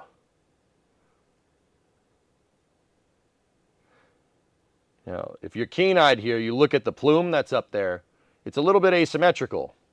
There seems to be a gap on this side. That's because Falcon 9 is flying a little bit pitched up relative to its prograde velocity. Basically, The rocket is pitched up a little bit. SpaceX does that to squeeze a little bit more performance out of the first stage. Now, as we get towards main engine cutoff, you notice the plume gets more symmetrical because Falcon 9 is making sure that it's pointing in the right direction for what's about to happen here. This is staging. You're looking up the business end of the second stage there. They're going to use a pneumatic push rod, 4 of them, to push that thing away. Stage separation confirmed. Zing! No zing! Zing! No And back zing! ignition. Green flash, good upper stage ignition. Clockwork, baby. Clockwork.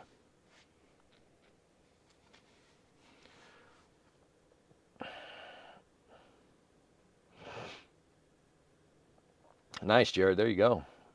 Beautiful view. You can see a good amount of the Floridian Peninsula there. Very nice. It would be radial out, Panta, yes. Stand by for fairing separation.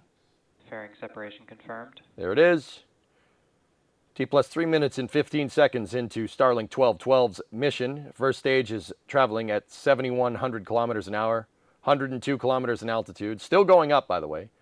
Second stage is 8,500 kilometers an hour at 110 kilometer altitude. Now, the first stage will coast a little while before it gets to the apogee of its ballistic arc, meaning the highest point. Yeah, beautiful.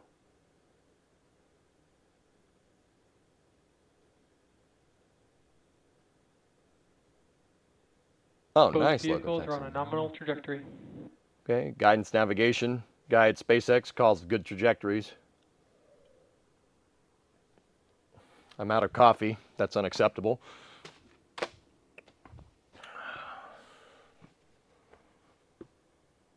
Yeah, a little cloudy. Look at the second stage. Look just above the nozzle. You see that big butt cloud up there? That's a gigantic snowstorm.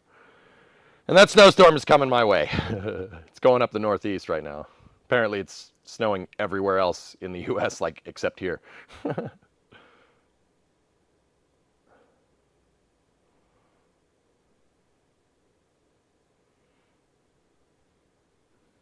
Now, those fairings that Falcon 9 did jettison, they are gonna reuse them. Those fairings actually flip over with they have compressed gas on them that I'll have the fairings flip over the 2 fairing halves, right? They call them clamshell fairings.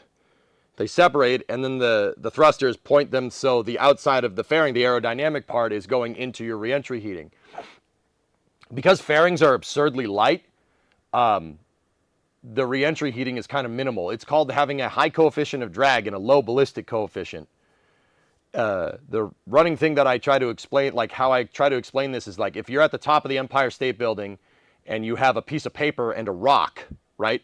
And you drop them, which one is going to get to the ground first? Now, in an ideal environment, if they both have the same mass, they'll get to the ground at the same time. But the paper, we have the atmosphere in the way, so the paper is just going to, it's just basically going to go back and forth all the way to the ground. Meanwhile, the rock's just going to fall like a rock and hit the ground and explode. Those fairings work like the piece of paper. They're very, very light, so they just kind of glide forever.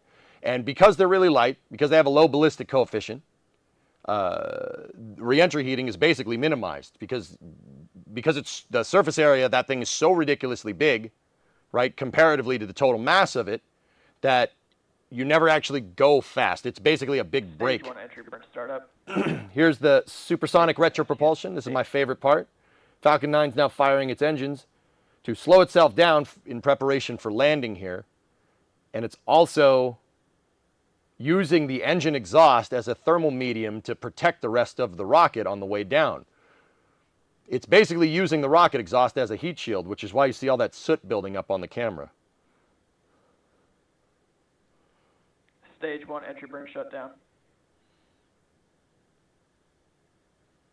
Use Fusion, Brandon. Fusion 360 will work. Okay, entry burn shutdown here. Stage 2 FTS is saved. Flight termination system on the second stage is safe. We should hear a call for terminal guidance on the second stage here momentarily. The next steps. Both vehicles following a nominal trajectory. Good call on GNC for both vehicles following their predicted paths. I don't know, NG. We'll see. Now, this is where the grid fins, those big waffle irons that are attached to the first stage, this is where they're really going to start doing some work. As Falcon 9 gets down closer to the surface, the atmosphere gets thicker. The atmospheric density goes up, right? So an aerodynamic control surface with more atmosphere is going to give you more effective Stage 1 transonic. control moment, is what it's called. So basically the grid fins are going to steer it as it gets down back to the place where we live.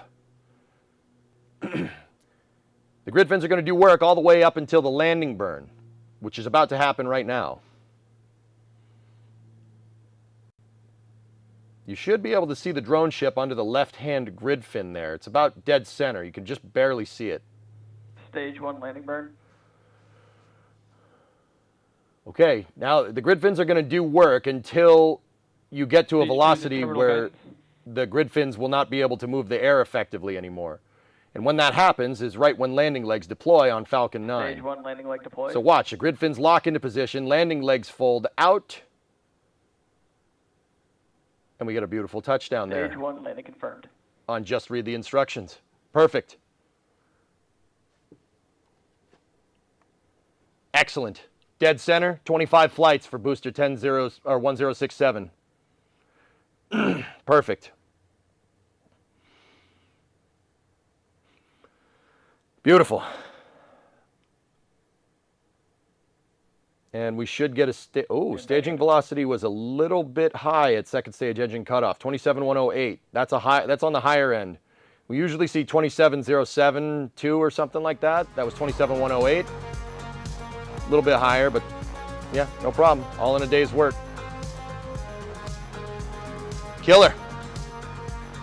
All right, Starlink 1212, keeping the streak alive.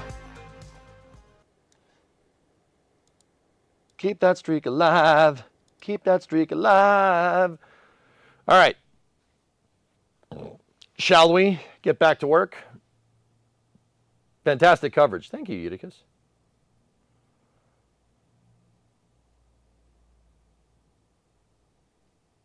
The deck deluge is awesome. Yep. They're trying to film cool the surface of the drone ship to make sure that the rocket engine doesn't melt the deck. Because rocket engines are abrasive. Basically, they shoot out gas at such high velocity that it can basically strip paint off anything, like a sandblaster almost. Go at throttle up. Same idea. But a sandblaster shoots rocks out at much lower velocity. This thing can do what, a rocket engine can do what a sandblaster can do with gas, that means that gas coming out of the rocket engine, I don't know if you guys knew this, it's moving pretty quickly. So the reason why they put those, Oh, this is space. I'm in space. Super Rat gifted a sub to Lucas, thank you. And Jax had a 8-month resub, thank you guys. The reason why they put those water jets on the deck of the drone ship is because, Falcon 9 was going down to land, and, you painted the deck of the drone ship. When it lands, it basically strips all the paint off, and then salt water splashes on it, and it rusts, right? The reason why those are there is to basically mitigate the energy, the heat energy from the rocket engine when it gets near the drone ship. If you take the heat energy out, basically when the rocket engine comes down, the gases hit the water instead, and the water absorbs all the heat and takes all the energy out of the gases so they don't strip the paint, right? So what that water does is it film cools the drone ship.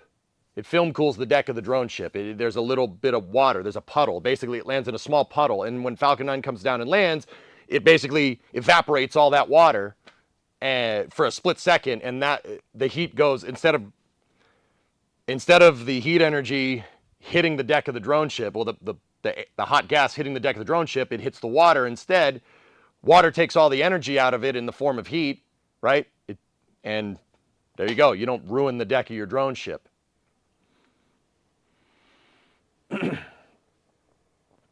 All right, cool. I'm going to get back to work. So, if you're just popping in, you're wondering, what are you doing, EJ? What's going on here? Or if you clicked on this stream and said, I thought you were replacing a transmission pan gasket. I am, but I also cover rocket launches. That's what I do. I like all mechanical things, like this thing. Yeah, like this thing here. Did you break it? No, not yet. Not yet. Here, if you look, I'm doing the... Here, hold up. Let me... Come on, computer. There we go. So, you're over... That camera's over there now. Cool. So, if you look down under there, there's a little bit of a mess. We have to fix that mess. I have the transmission filter and the transmission pan off of the transmission there. What you're looking at in the center of the screen with all the bolts that's nice and shiny is the bottom of the valve body for the transmission. Yeah, Jalopy. Yeah, we did. So now what we got to do is put a new filter back in this sucker. Did you break it? Don't worry, there's still time. No faith. You're really procrastinating putting that filter back in. Hey man, rocket launches, all right? Let's do it now. I got the spring. And I got the lifter for the spring, for the retainer. I got the gasket. We have all the bits down under there. I'm going. Let's go. Logo Texan, I never thought I'd live to say that watching a rocket launch would be procrastinating other work. That's just weird to me. But I mean, I get the gist of what you're saying, but that's just strange. That's just bizarre, as people would say around here. That's just bizarre, Chief. It's just freaking weird. Some huge freaking guy. But it was over. Hey, hey! I have people skills. I am good at dealing with people. Don't you understand that? The heck is wrong with you people?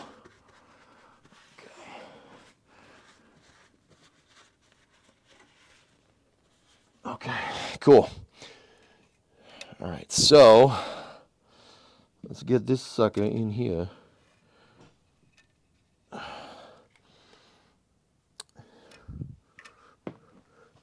Where's the spring that I just had in my hand? Are you kidding me? Are you kidding me? I put it down here. I know I did. Everything else is down here.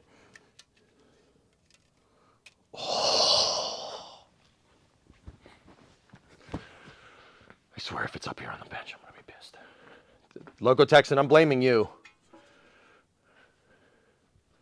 We need that spring.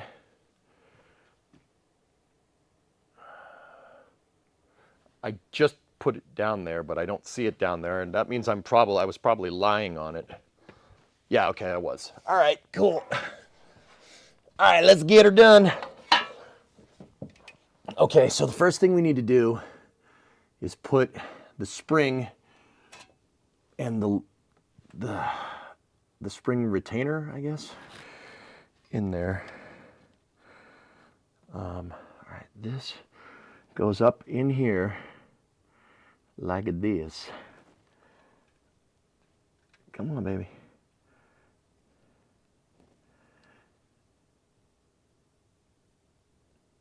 All right. Cool.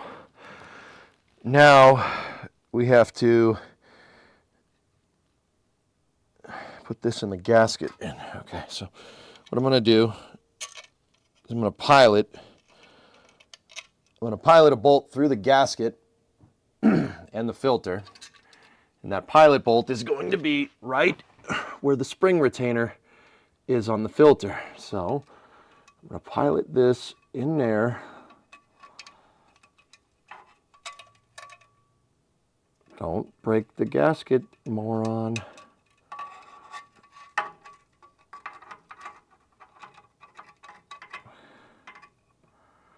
Come on.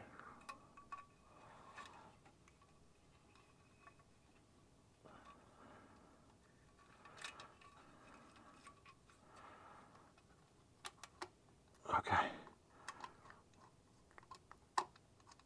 All right, so what I'm going to do here, we have one, and that screw is in there enough to hold that spring in place.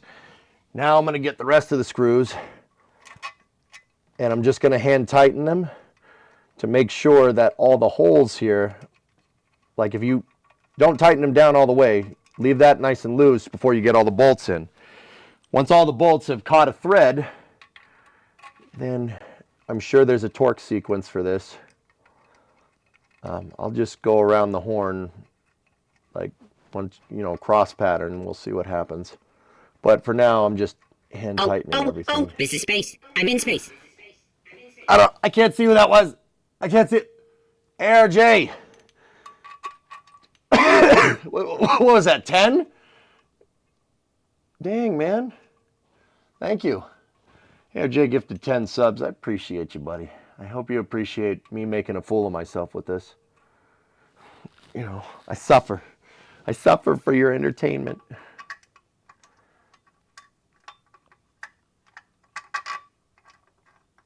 Okay, come on, baby.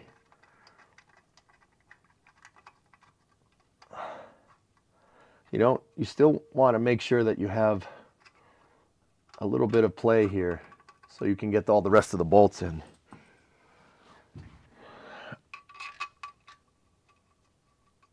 And I don't think there's a torque spec for these bolts, so we'll use the German. We'll use the German torque spec for this. It's Gutentite. So, Gutentite. Yeah, we need to ask Adrian about the Gutentite and see if Gutentite is actually a spec. That's what I was told.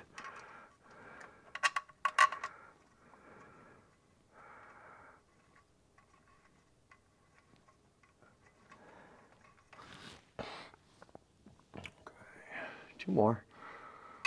Two more. Ein. Zwei. Wunderbar. Okay. We caught all the threads.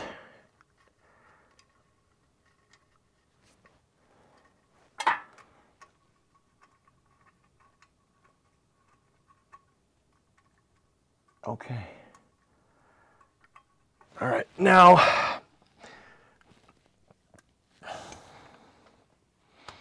I need my 5/16.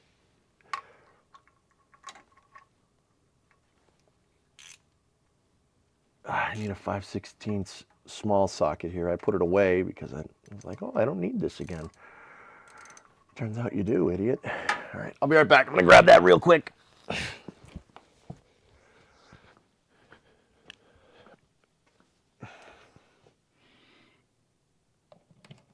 we go. This is just for the, remember, one of these bolts is 3/8, the other ones are 5/16. Because raisins.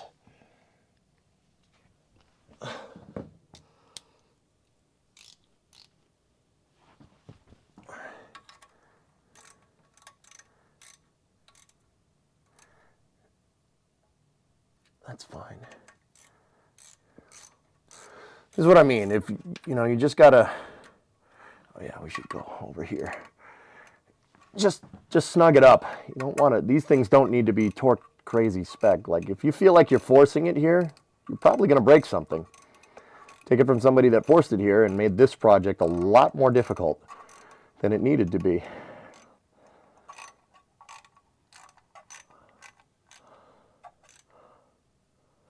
Okay.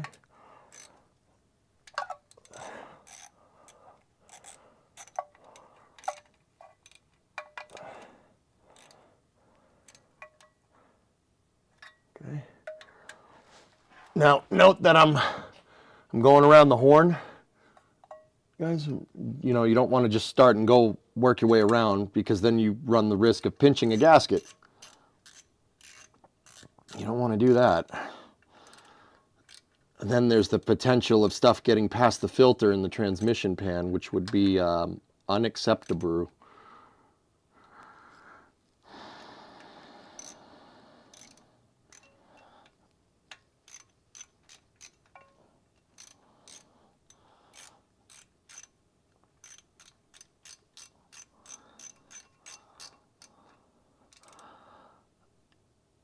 Okay.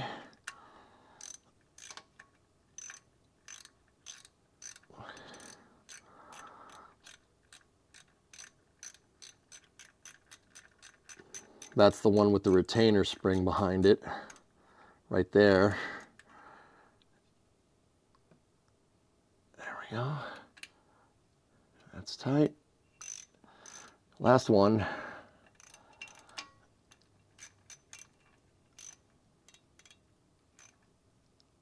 Okay, now I'm just going to go around the horn with all the 5/16 bolts. We'll make sure they're snug.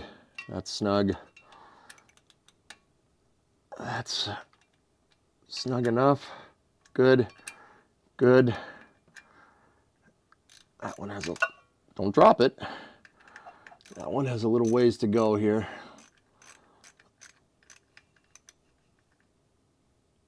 Good. Good. Good. Okay. Let me get the 3/8 socket.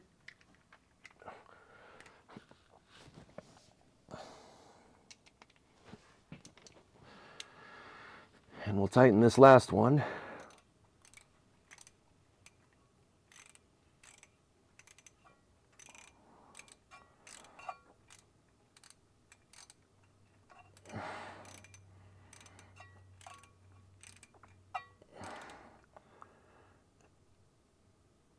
Okay, good. And now the main attraction.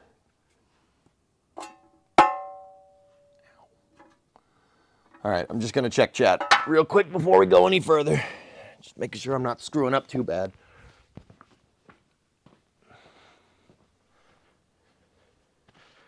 How you go back through and torque them.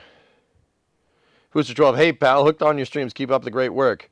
Did you get that rogue bolt sorted? Yep, at the top of your screen is one of the bolts that was broken off. You can see the thread is good. Now. Yeah, FaZe, I covered it. Quick Google search said 8 foot-pounds for the filter bolts. Oh, all right. I mean, we can, if we want to do this perfect, let's do it perfect. I'll get the torque wrench out. Guy, you want to make sure, check the filter bolts. You said 6 foot-pounds? Geez, I don't think I have a torque wrench that goes that low. So that's 10, 9, 8, 7, 6. Oh, there we go. He said 8. Okay. 10, 9, 8.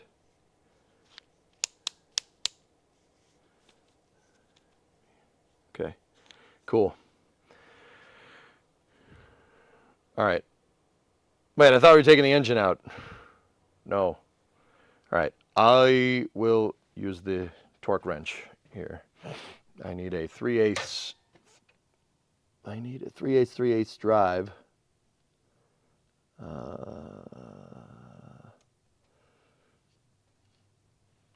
don't have a 3/8 small one. I only have 3/8 deep.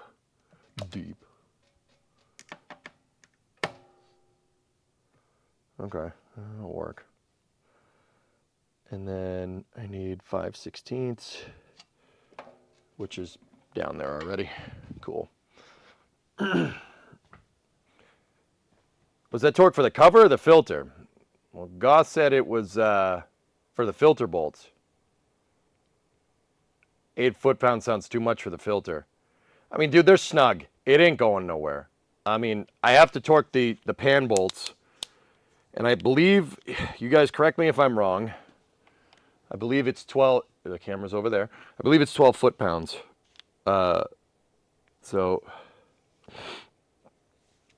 let me set this. This is a 79 C4 Ford transmission. So that would be 10, 11, 12. Don't jump to 12, work your way up from 8. Yeah, we can do that. Okay, she's set at 8 right now. All right. Guten Tag.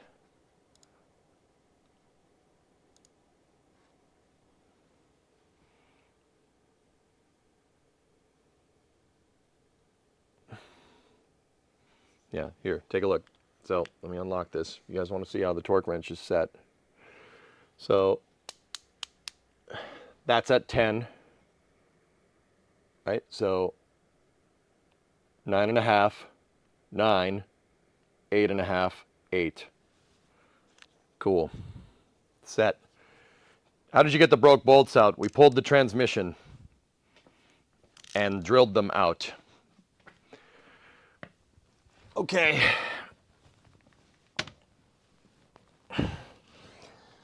All right. Moment of truth. So we have our silicon gasket, which should be a lot nicer. And then we have our pan. So let's hope and pray.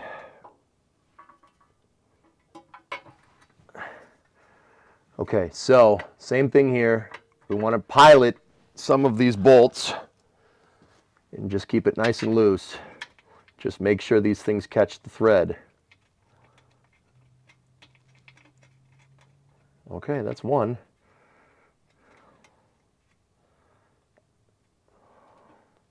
This gasket is a lot thicker. I'm not sure if that's gonna be a problem or not, but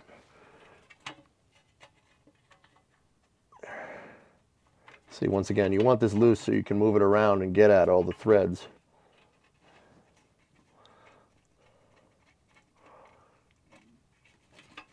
Okay, two.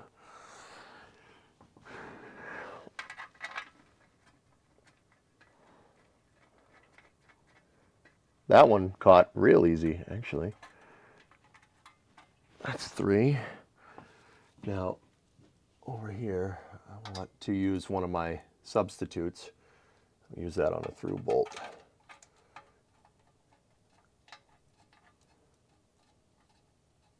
These are flanged bolts.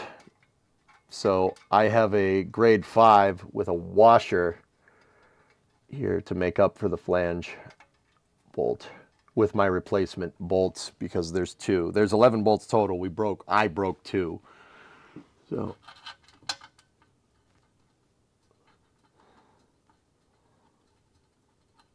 when I say they're flanged, what I mean is that if you look at the bolt up close, there's a lip on the bottom side where the threads are. See that? Oh, we're on the wrong camera. Good thing I looked. Good thing I looked.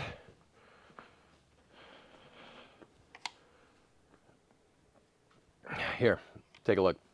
You can see it that way. See, this side there's a little lip. See what I'm talking about? That's a flanged bolt instead of a regular bolt. Okay.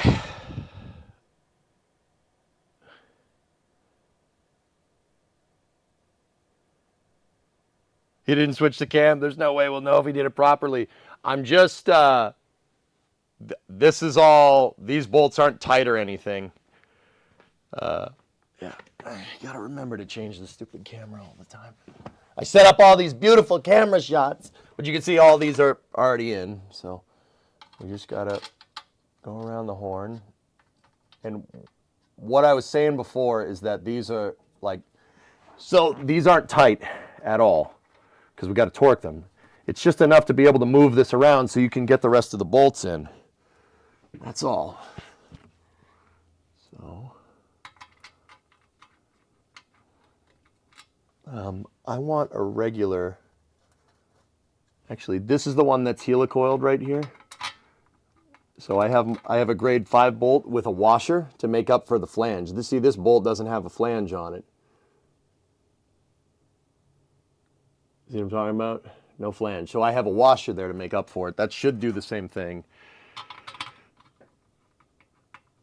Okay, and I'd like to remind you, I can see chat from this angle, so if I'm screwing up, just tag me or something. I can see it highlighted in the chat. I can see it over there. See it from underneath the truck. I put it on the big screen so I could see it.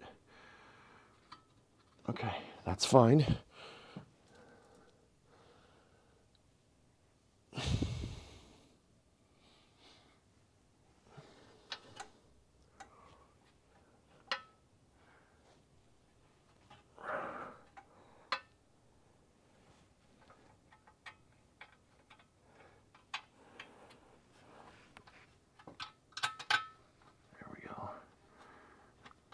This one is a pain because the dipstick tube is over here.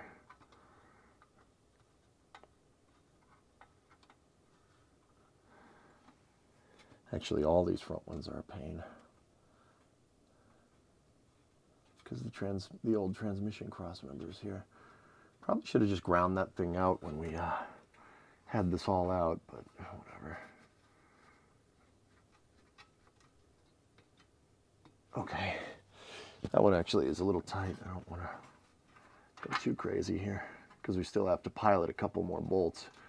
Piloting just means that the bolt is in there and it's not tightened down. It's just in there enough so it'll catch a couple of threads.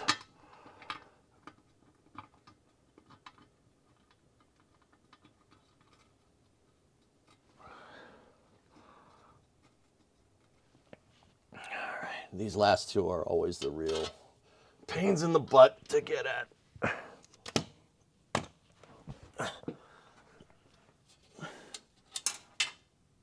I dropped it. Oh, there's a channel in there. That's great.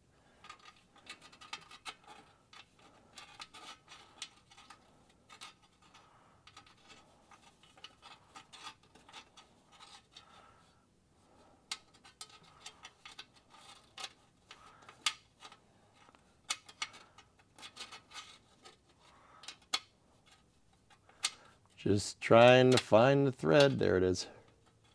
Got it.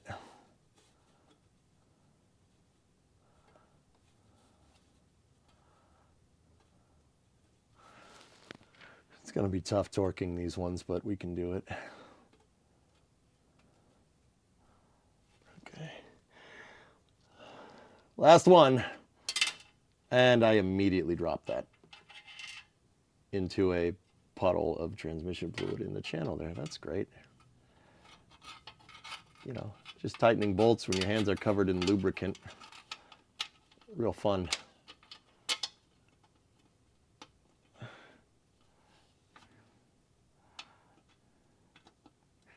Really want to make sure you don't cross thread these things.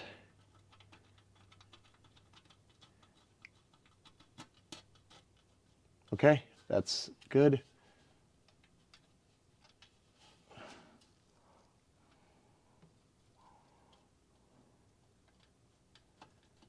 Like I said, you'll know if you're cross-threading it because it won't feel right. It'll try to fight you after 1 or 2 turns into the hole. You just go home. It's your home. Should be able to, if it's not cross-threaded, you should be able to get like 3 or 4 really nice turns out of it before it starts tightening, or however long the bolt is. Depends on length too, I guess.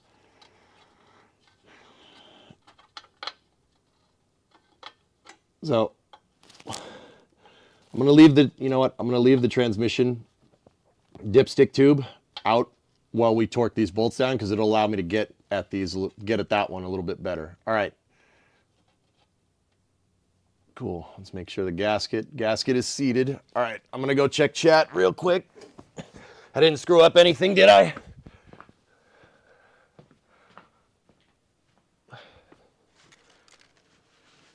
Machine God has decided there will be lube. Space Pope for the gasket fund with a $50 super chat.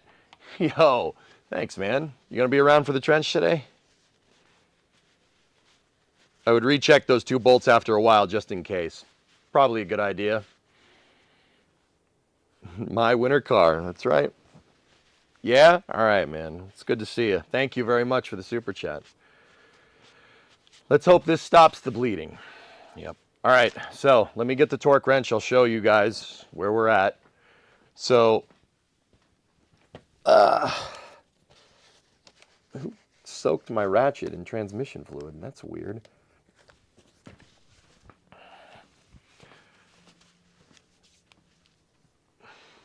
I will send my blessings for the trench. All right, excellent.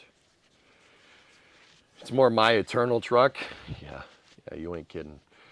All right, so I know that the factory spec, I had it on a window somewhere in the mountains of tabs that I have open on this computer. I know that it's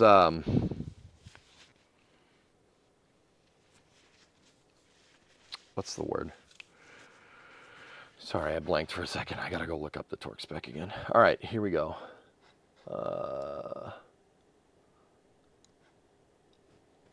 Oil pan to case is 12 to 16 is what it's calling for. It's calling for 12 to 16.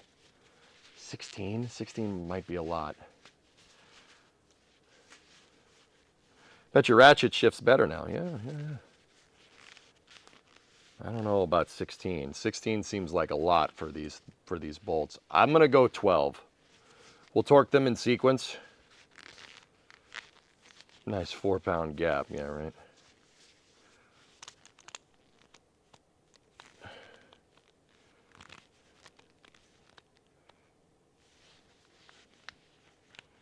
Meet it in the middle at 14. Okay. So we're at 10 right now. So we're going to go unlock it first. That's 10 and a half. That's 11. That's 11 and a half foot-pounds. That's 12. 12 and a half. 13. 13 and a half. 14. Yeah.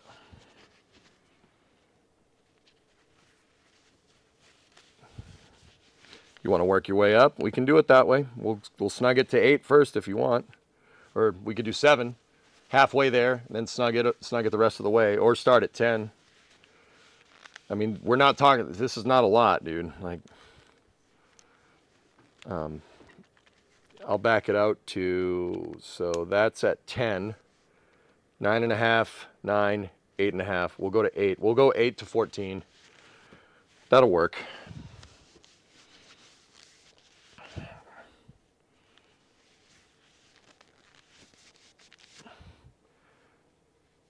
Yeah, fish, exactly. They're all hand tight right now, but we can do it this way. That's fine. Some of them might be past 8. You know what? I'm making a game time decision. Let's go 10 to 14. 10 to 14 is fine. That'll work. Cool. Switch the cameras, right? Switch the cameras. There we go. So you got to torque these dang things in sequence. We got to start on one side, swap to the other side, go back, go forward, go up, go down, go left, right, A, B, A, B, start.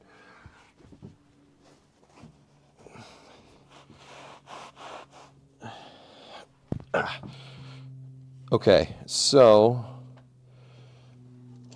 let's get the deep socket here. Cool. All right, we will start at the back. So we're set to 10 foot-pounds.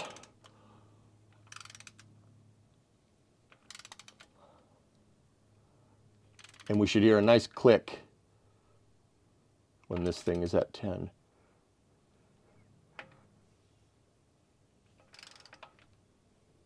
Shouldn't be much further. Let me just double check. Yeah, we're at 10. Okay.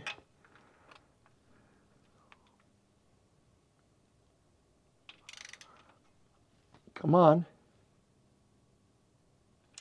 That's too tight. There's no freaking way. It's starting to pinch the gasket. Are we sure we're on 10 foot-pounds? Yeah, we are. I don't like that. I don't like how tight that is.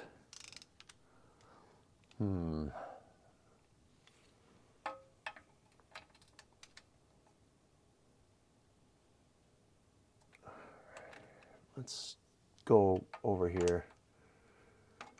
Or we should go to the other side.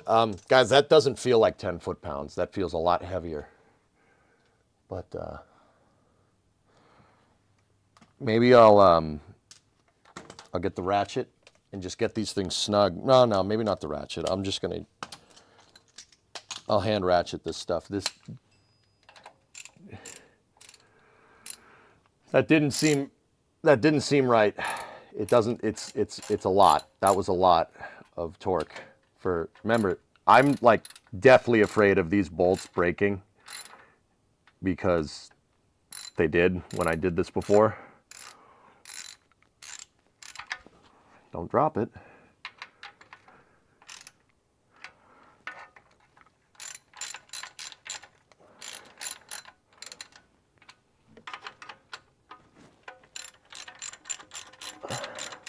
You don't want to go too much because then you pinch the gasket and then you're going to have a bad day if you pinch the gasket because it's not going to work.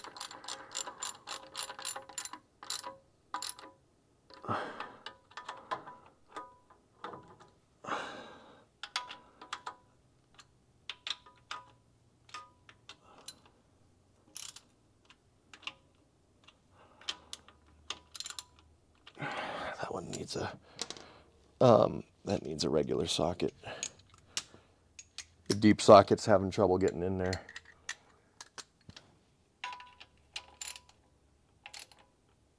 Okay.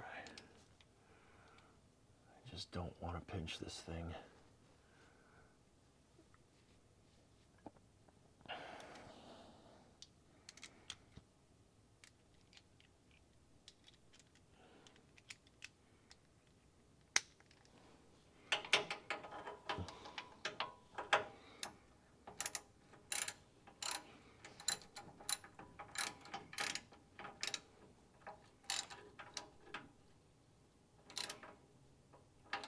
Nice and easy.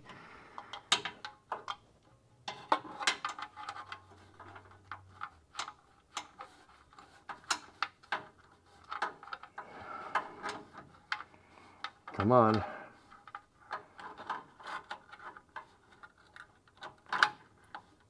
Okay.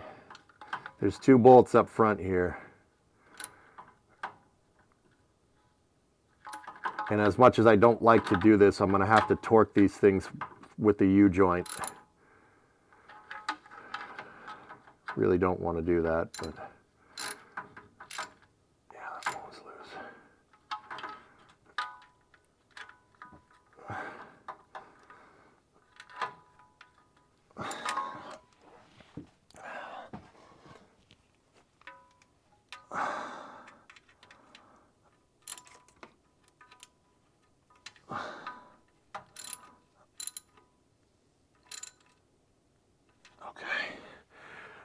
All right, those are all snug, like really snug. Guys, I don't like how much this torque wrench started to pinch that gasket though, you know.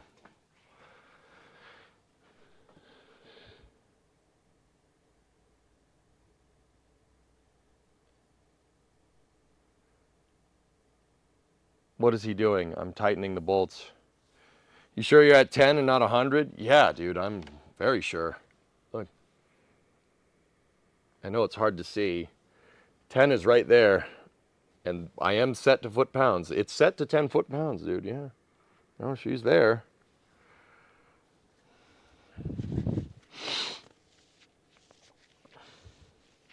Can you get the extension bar through that hole in the cross member? Yeah, yeah. You're even seeing 8?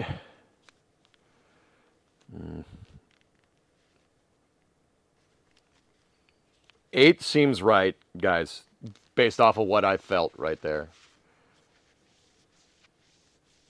8 seems correct. I'm going to torque to 8, dude.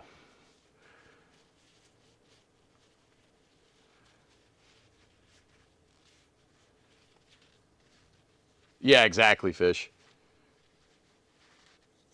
No, this wrench is adjusted. I used it to torque other things the other day. I know this one's good, or at least I'm pretty sure. I just think it's, you know what it is, Alex? It's probably with the silicone gasket. It's probably calling for 16 foot, like 12 to 16 with a cork gasket, not a silicone gasket. Because you got to pinch the cork to get it to seal, right? You don't want to pinch the silicone gasket because then it'll tear, right? So I'm going to say 8 with the silicone gasket, and yeah, we'll call it then. What's the range on this wrench? 10 to 70, 3/8 inch drive torque wrench. So I'm going to do that way. We'll set it to 8, and it is set to 8. Good. And we'll go from there. Okay. It's going to be a rot. The cuttlefish. All right, let's see this back one. Yep, it ticked right away. Yep, that one's ticked. All right, so let's go over here.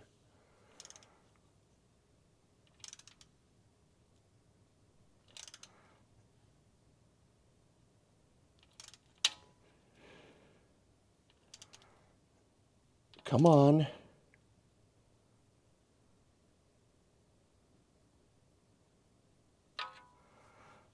It didn't tick, but that's tight enough for my tastes.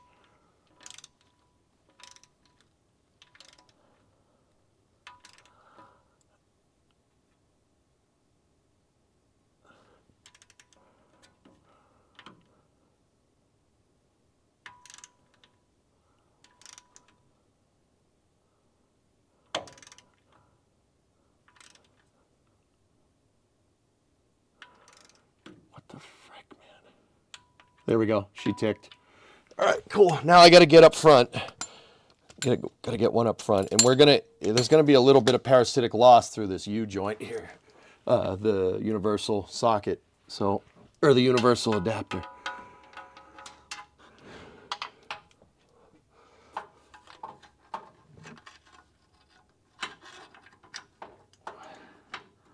But it should be all right.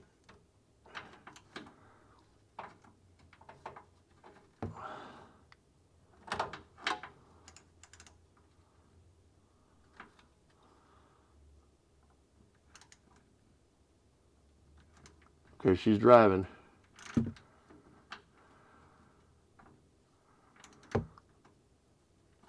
No, I don't like that. I don't like that at all.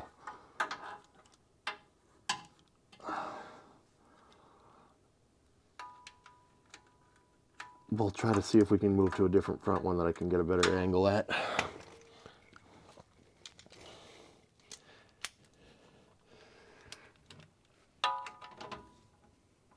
There we go. I got a good angle at this thing.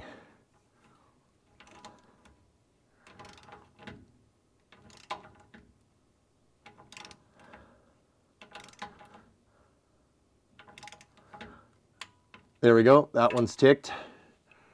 Okay, so I got that one, I got that one, I got that one, and I got that one. Can we fit through there? Yeah, we can. Can that get at a bolt? Oh, yeah, all right. Let's try this.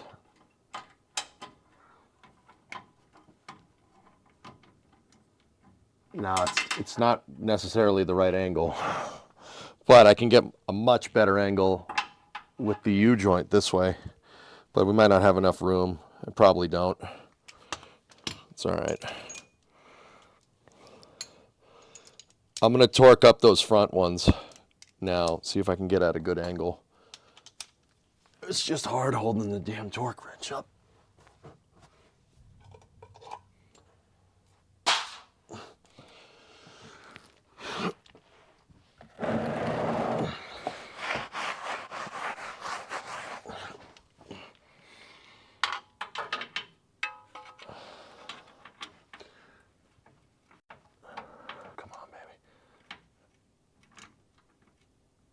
Come on, don't bind.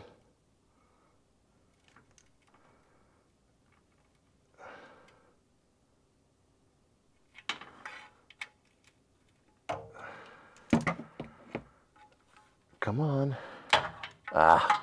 U-joint came out. Yeah, this, you know what, this angle's better. Going this way from the cross member.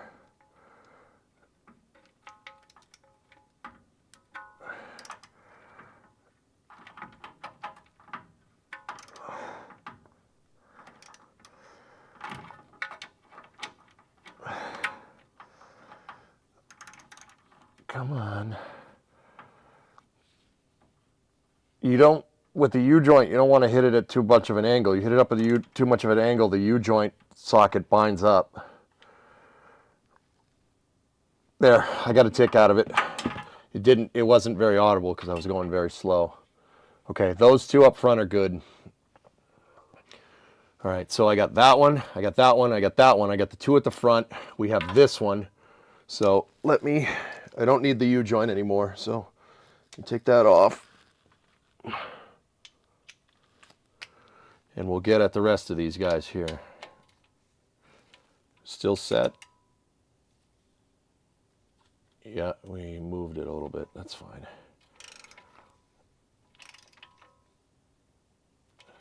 Come on, baby.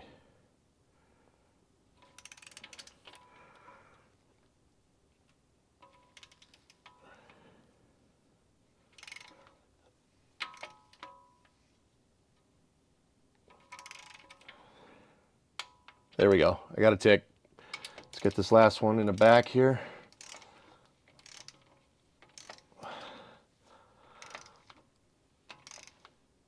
Got a tick.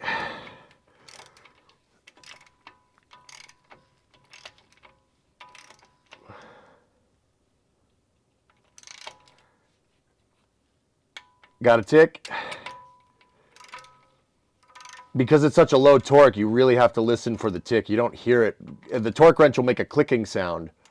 Not like the ratchet clicking noise. It'll make a different noise when you're torqued.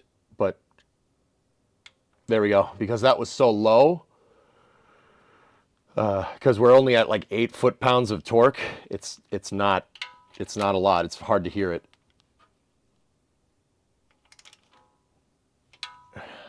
Wait a minute. Didn't get it that time. We're still at 8? Yeah, we are. Okay. Looks like we squished the gasket a little bit, man. But I'll tell you what, it ain't leaking. All right. But it definitely squished this thing a little bit. It's squished out in certain spots, but okay. I got that one. Did I get this one? No, I didn't get that one. At least I don't think. I'll just go around the horn here, make sure that everything is tight. We'll just start here and go around.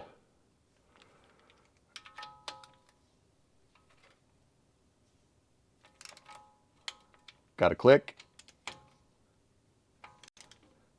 Got a click. Got a click. Got a click. Click, click, click, click, click. All right.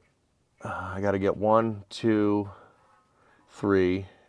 Now let's just, I'm going to go over here, get these back ones. Got a click. Got a click.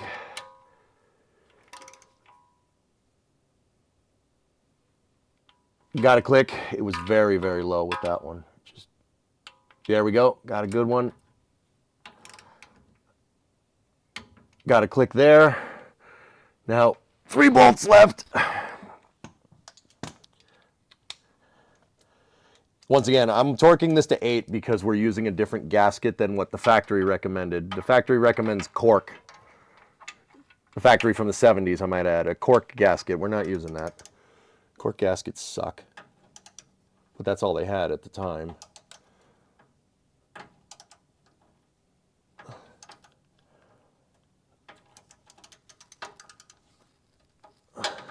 Discovery, go at throttle up. Thank you for the resub or sub. Appreciate you.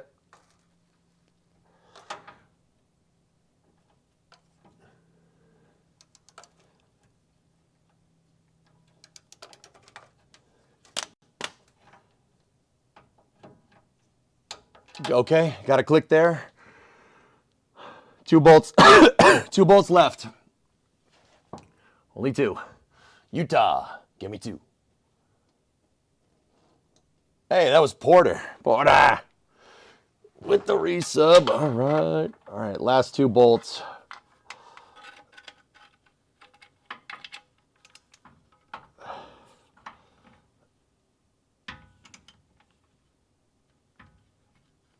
Oh, don't, nope, no, I didn't break it. I didn't break it. It was just the U-joint slipping off. We're losing the lights, the batteries on my lights are going.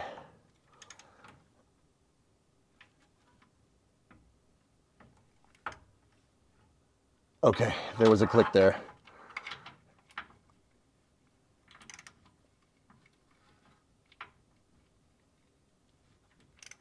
Come on. Got it. Okay. We're good. Oh, we didn't break anything. We didn't break it. Yes. Oh. We didn't break anything. Is there a way to pressure test the gasket? So what is the gasket doing now? It's sealing things. What torque does the manufacturer of the gasket recommend? Doesn't say. Actually, that's trash. I'm gonna throw that away. I'm gonna stick with 8. 8, like guys, I'll be honest with you, 8 feels right. That feels correct. It doesn't feel bad. That feels tight enough. And that gasket's really starting to get pinched. Turbo where? Turbo. Might have to retorque it when it's warm. Yeah, Lisa, I'll probably check it again.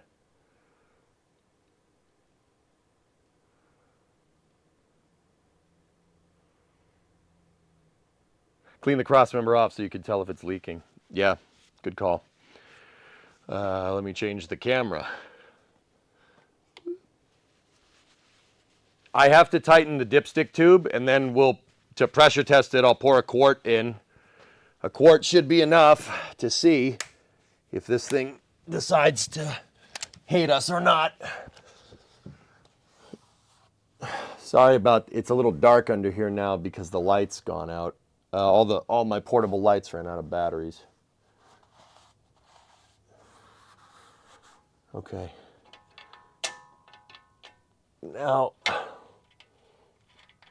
let me start the thread on the dipstick tube and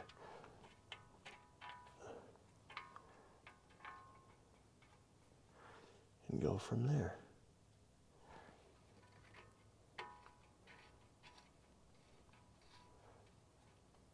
Okay. Get the wrench. Just gonna snug that thing in.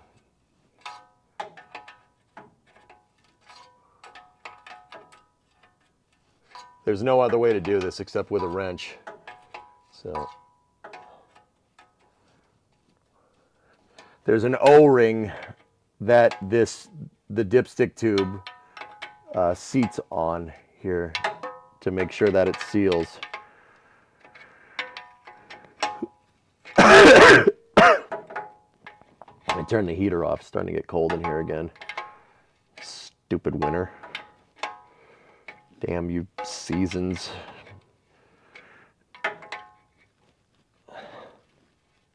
We just got to get this snug. We don't need to go crazy.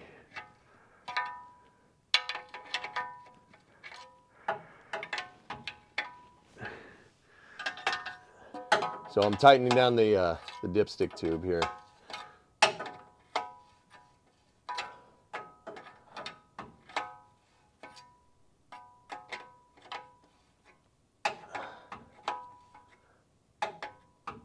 There we go. I got the end of the thread. Okay, it's seated.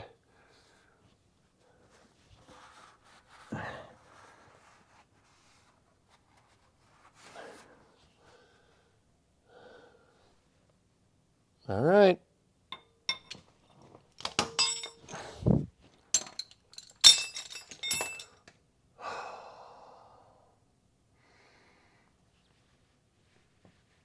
Okay, we're all clean down here. We're all clean here now. How are you? Who is this? What's your operating number?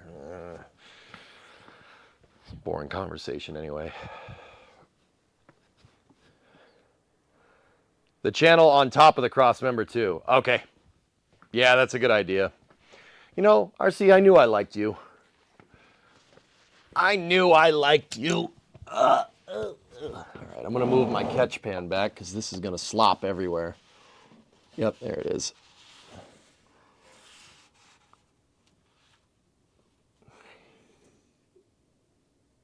Yeah, there was a lot. It's going to be a rot.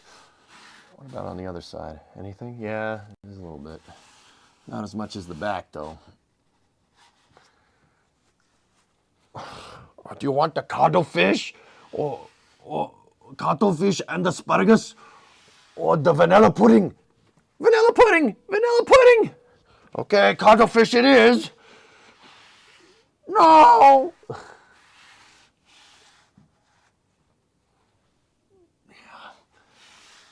Okay, RC, she's nice and clean. All right. fish and asparagus.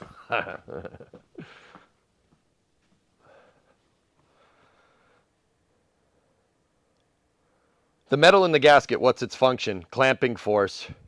Well, so when are we sending this to space? Yes. I mean, I'd do it, but only if I could get it back. I would send this to space on Starship with a banana in the driver's seat. Seat buckled up. Only if Starship could bring it back. That would be cool. You ever use a rolled salt neutralizer to clean under a car? Negative.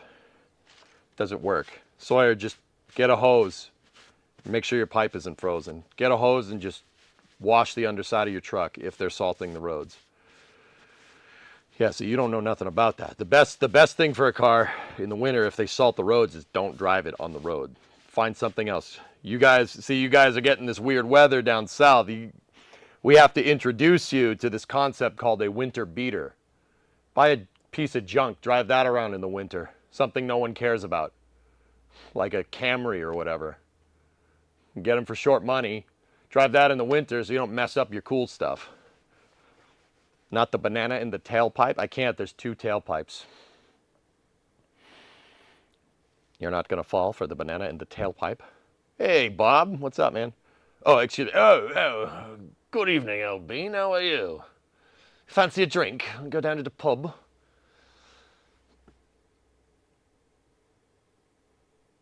We got one of those sprayers that spray up with a pressure washer. Yeah, that'll work. All right. Shall we? Here we go. I have 8 quarts of Type F. Oh, positively stupendous, old chap. Oh, nice, old boy. Very good. Let's dance. All right, I'm going to pour, I'll pour a quart in. I'll pour a quart in, and I'll keep this camera so you guys can see. Actually, yeah, that's a good idea. I also have the other camera too. Oh, because all my lights don't work, it's extremely difficult to see that. Nice. We'll use that one. I'm trying to think if I have another light. Oh, the lights ran out of batteries. So we can see it run out. Perfect. All right. Cloudtrick, I'm from Sweden. There are cars with undercarriage treatment that will slow rust, but yeah, hose it. Yep. Regardless of any leaks, this truck's got drip. Okay. Okay. All right. No hat, France for real or something. That's what the kids say, right? Okay, so this is an old type of transmission. Old type of transmission needs older type of transmission fluid. This is Type F that I'm using here. That's what was in it before. This is Type F. Don't mix transmission fluids. Don't put Dex 3 with Type F. That breaks things. So there was Type F in this before. There's Type F in this before, and now there's going to be Type F in it again. Just flip it over. Yeah, okay. It's not a deep pan, Jason. It's the stock pan. I hammered the pan flange back into place with a hammer and dolly. All right. How the balls am I going to get to that? Okay. F for Fram. I have 4 quarts of Fram Type F and 4 quarts of O'Reilly's Type F, which is because they didn't have enough Type F. There was not enough Fs. We need more Fs. More Fs in the chat for the right transmission fluid.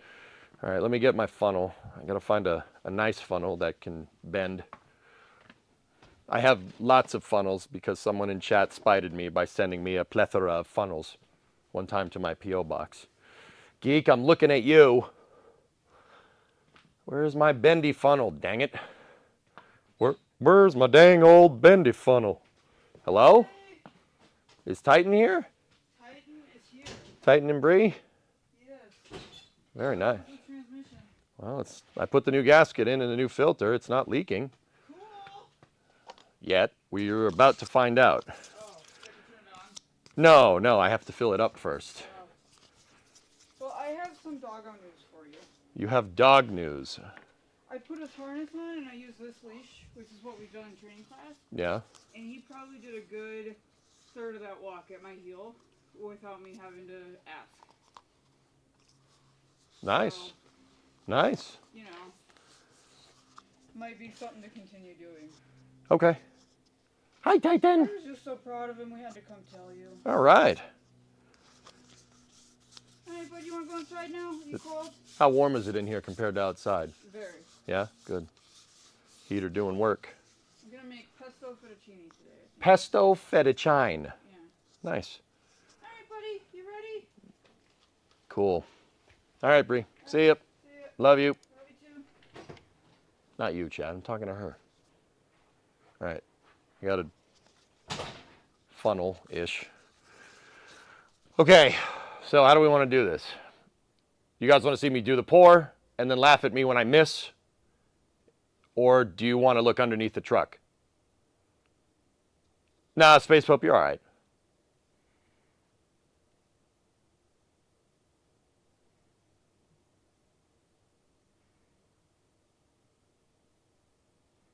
We can see you miss from underneath the truck. Good point. Okay. There you go. Yeah, you know what? You're not wrong. Do you need more funnels? I don't think so. So my problem here is that I clean the shop, and when I clean the shop, I put all the funnels in a place. They're all together, except for this one, right? The one that I found. They're all together somewhere, and I was like, yeah, I'm going to put all my funnels here. That way, all my funnels are in one spot, and I will never lose them. I have no idea where that spot was. Yeah, I don't remember. So around here, there's a box of funnels somewhere, and I have no idea where that is. So, you know, what? Just shop things. Just shop things. It's fine.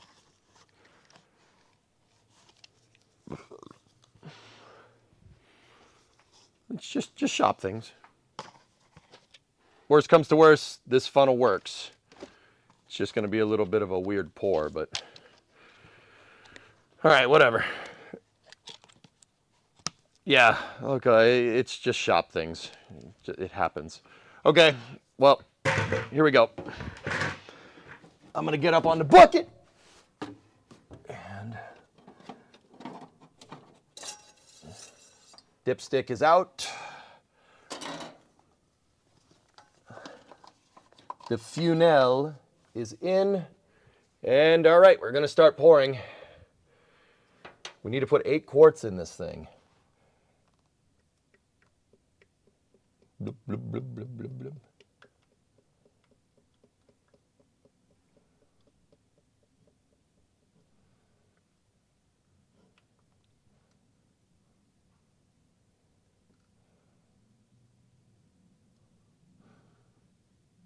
Anything? Well, actually, you know what? I probably should have said this before I poured it, but if there's a leak, tag me. Tag at EJSA if you see a leak. Tag me 3 times. EJ. It's everywhere. Shut up. Should we punk him? It should be 3 before you get to the gasket. I didn't miss. Yeah, no. Yeah, we're good. All right. Quart number 2 is coming at you.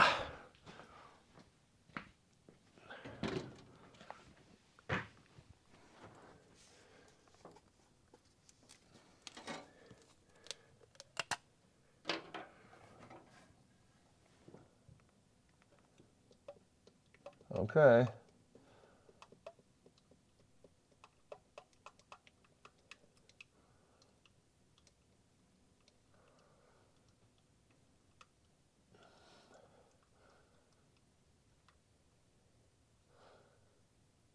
I'm Mr. Bucket. Bloop. The balls come out of my top. The game's Mr. Bucket. Look out, the balls pop out of his mouth. I'm Mr. Bucket. Buckets of fun.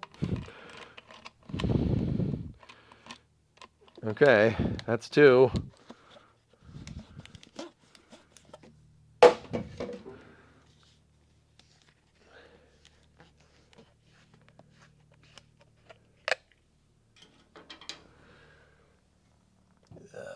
Number 3 coming in.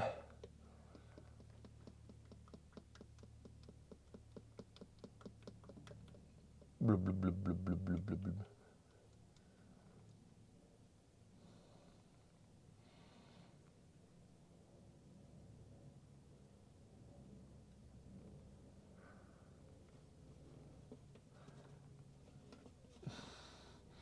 Okay, that's 3.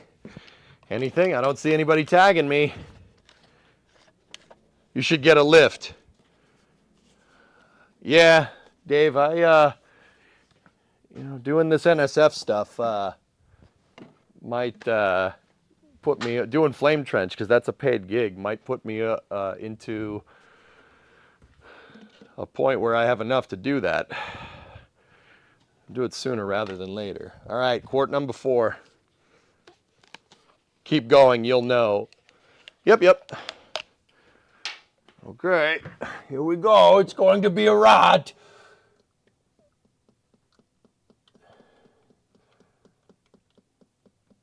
Actually, it's nice with the camera. I can see the playback, so I can see underneath the truck as I'm pouring.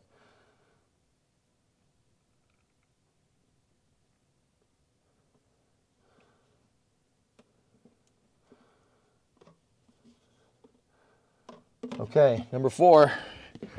In.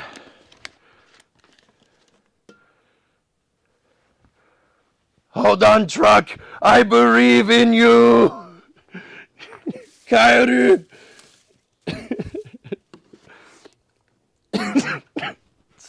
No, but that's never not going to be funny. Alert! There are no leaks. I do not leak. You leak.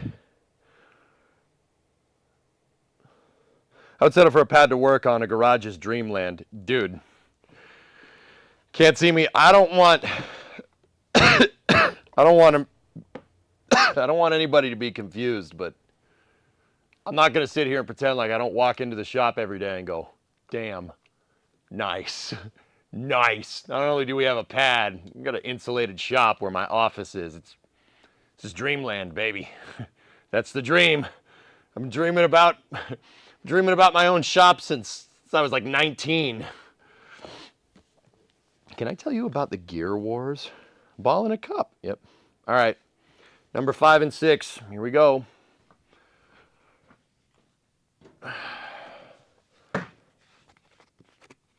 I mean, guys, I think if this gasket wasn't working, we would have seen it drip by now, yeah?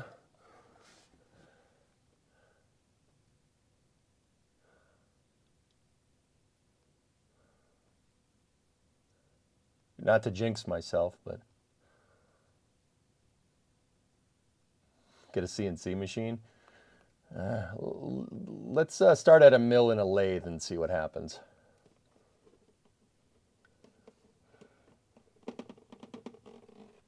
Okay, that's number 5.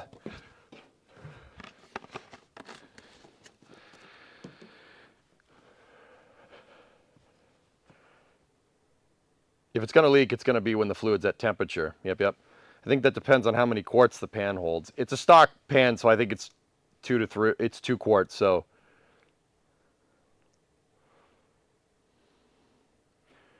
All right, that's number 5. Let's keep going. I don't see anything under there. I'm just going to take a peek. Nope. It's dry. Everywhere is dry.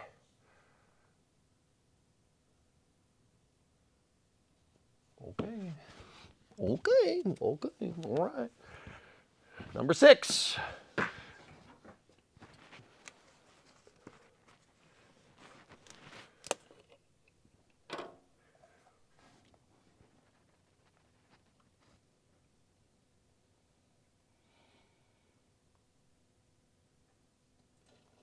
Oh.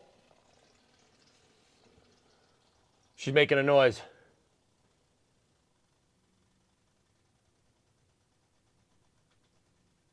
I don't know what that noise is. I've never heard that before.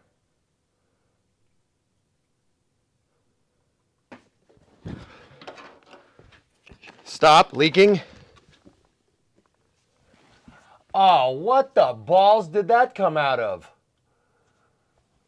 Oh maybe we overfilled it. Stop, stop, stop it. Where did this come out? Oh, it came out of the vent. Guys, it came out of the vent tube. We're overfilled.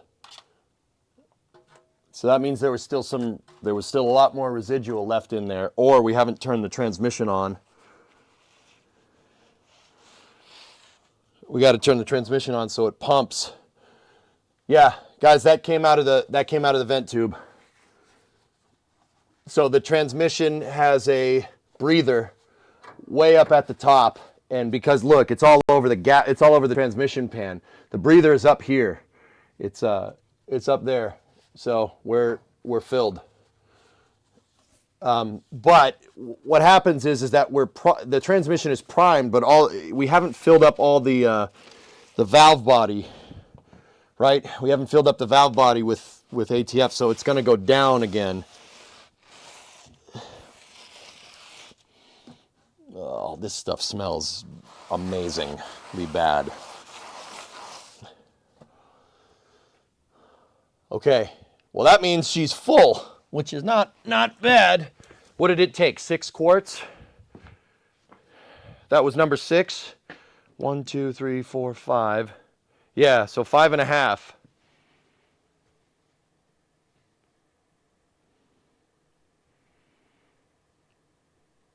Yeah, we also got to fill up the torque converter. Yeah, we got to run the pump.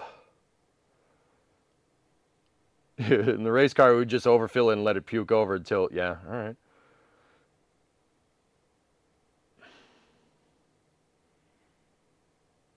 So, yeah, it's leaking from the breather. Sorry, guys, I had lights, but the lights ran out of batteries.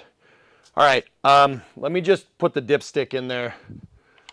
I'm going to put the dipstick in there. I want to see what it says, just out of curiosity. This is absolutely a false reading, though, because once again, you got to prime, the valve body needs to be primed, and you need to get the fluid into the torque converter.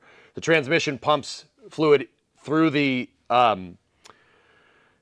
it pumps fluid through the input shaft of the transmission into the fluid coupling, which is a torque converter, and that's probably not primed at all. The only way you're going to get that primed is if you, the only way you're going to get it primed is if you start it, and we got a #1 victory royal. We got to do that. I just want to see what this says, though.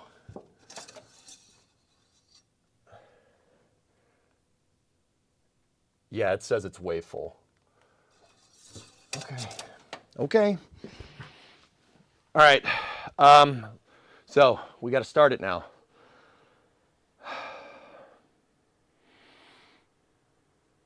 It doesn't have any exhaust on it.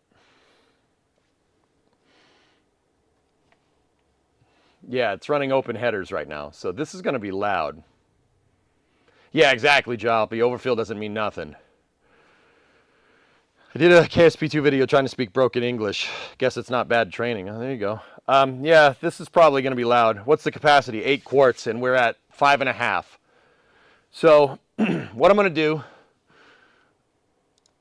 I'm going to jack up the rear axle and get the back of the truck on jack stands like the front of the truck is, so the wheels can spin, because we got to put it in drive, we got to put it in reverse. And I definitely don't want to drive this thing risking the transmission, so I got to jack the back of the car up here.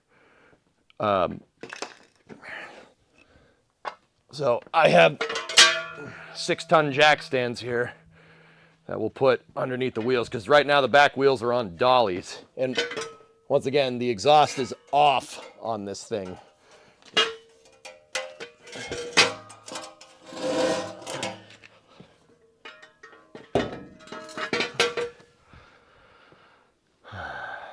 Yeah, crack the door too. Yeah, you don't want to asphyxiate myself on stream.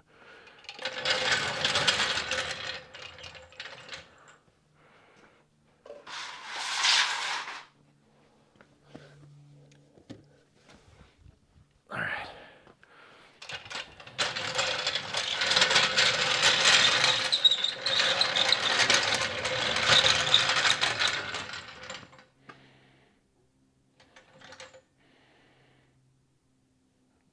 Trying to think of a good way to do this. I mean, dude, we got to start it with open headers. This thing's going to sound mint. But, yeah, we definitely got to be careful. How did the gasket replacement go? Well, the transmission has at least 5.5 quarts in it, and I don't see anything leaking. I feel like you're attempting fate doing all this before a big trip. What do you mean? I'm not driving this. We're not driving this to Texas. I'm flying. I'm just going to take the plane. It's too short notice to do this. Plus, putting 4,000 miles on this truck right now, I don't think it's ready to do that. It's close, but it ain't ready.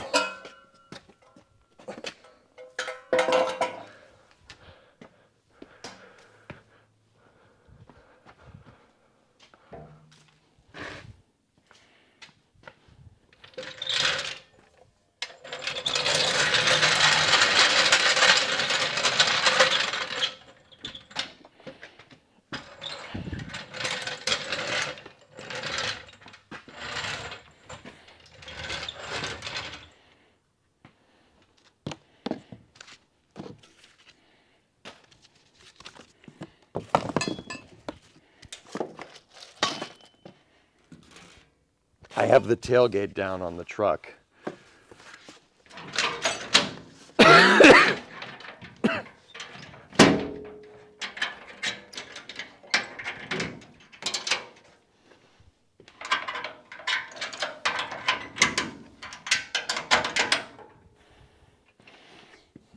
Okay.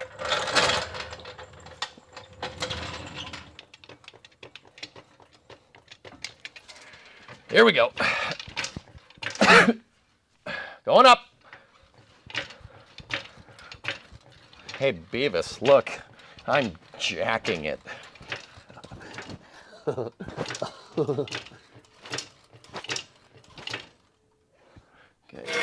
It should be good enough.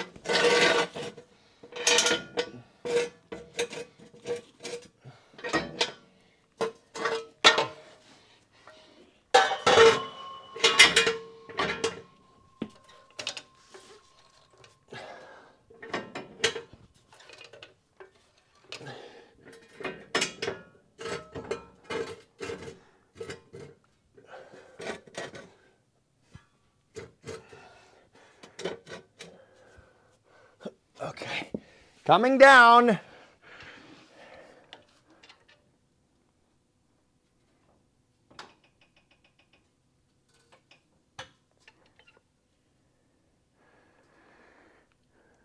Okay.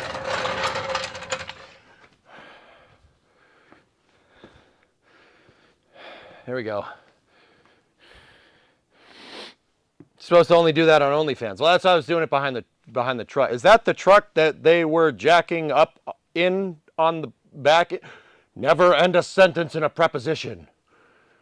You're a representative of Uncle Sam. Well, I'll be a monkey's bare butt uncle.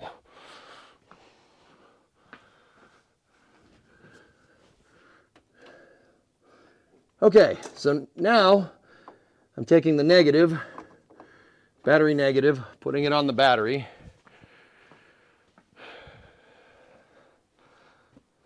Is it rear-wheel drive or 4x4? I'm from the UK. Booster, this is, in American speak, this is a 4x2. 4x2 when it comes to pickup trucks, rear-wheel drive. Cool car, thank you. Pull the dollies, yeah. Yeah, good call. You know what's pathetic? I'm out of breath from doing that. It's pretty dumb. It's pretty dumb. It should probably not be like that.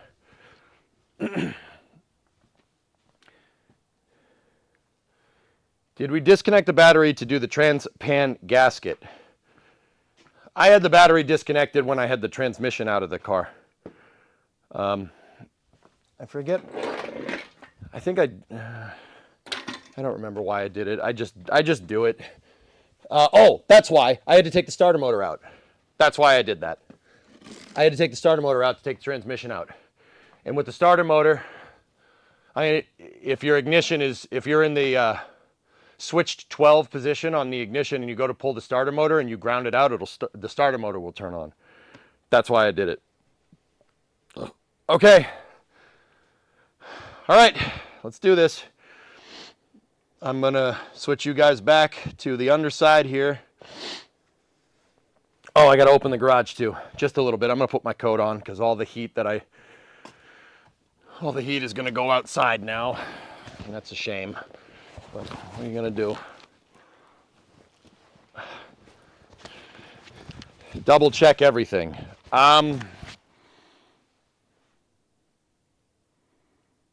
I know the bolts are torqued. They're good to go.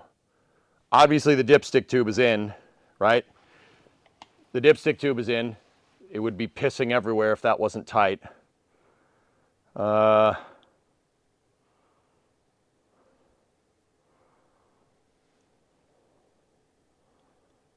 battery was disconnected. Starter motor, I torqued those bolts back. This starter motor has a little bit of a weird clearance. It's going to make a weird noise when it starts. Other than that, I think we should be good.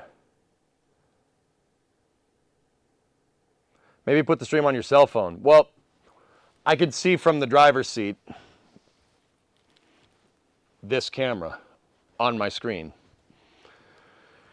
Yeah, fluid's in, Electron. We'll let me crack the garage door a little bit and we'll go.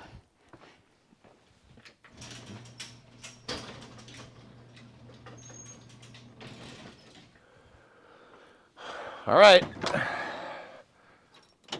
Let me just make sure we got power. Okay, we got power. Does it crank? Oh. Hey, you know what would be a good idea? You know what would be a really good idea? Hooking up the shifter. Yeah, that would be a good idea.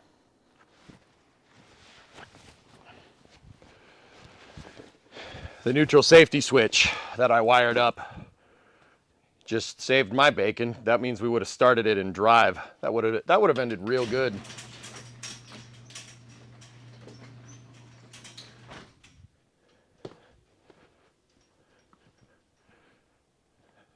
Okay, the board is currently red.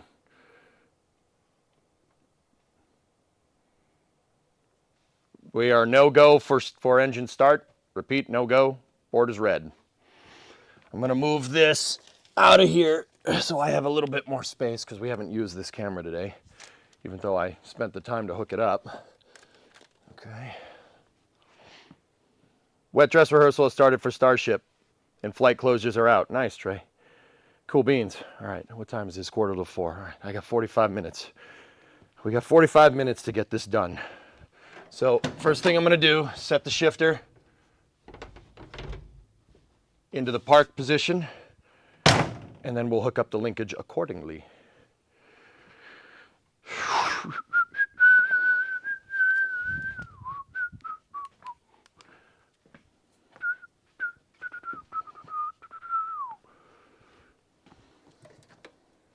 Call it failing forward. Yeah. No, it's a good idea.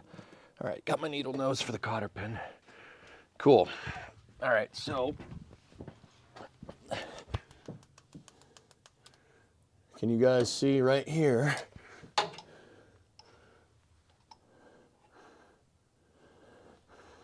Right here is your shift linkage. This linkage can move back and forth and it picks up on this lever right here. So this is cotter pin so it doesn't fly out. So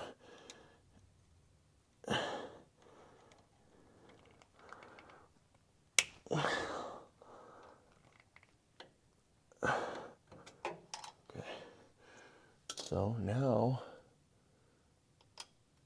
we put that in there. And then we take the cotter pin and we put the cotter pin through the hole.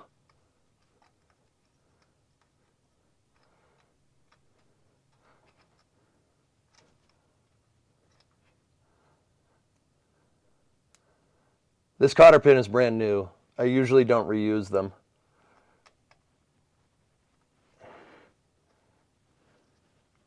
Okay.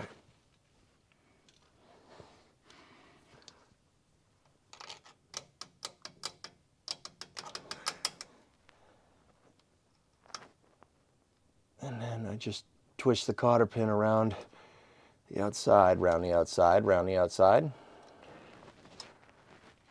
Okay. All right, cool. Let me just go up there and make sure that the linkage is working.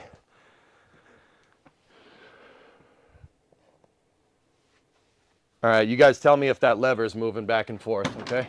So we're in park right now. That's reverse, neutral, drive, 2. Oh. All good? Okay, so we're in park, neutral, reverse, drive, 2, low.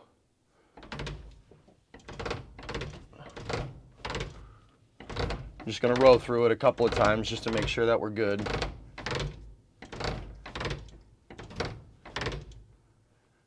Okay, she's in park. All right.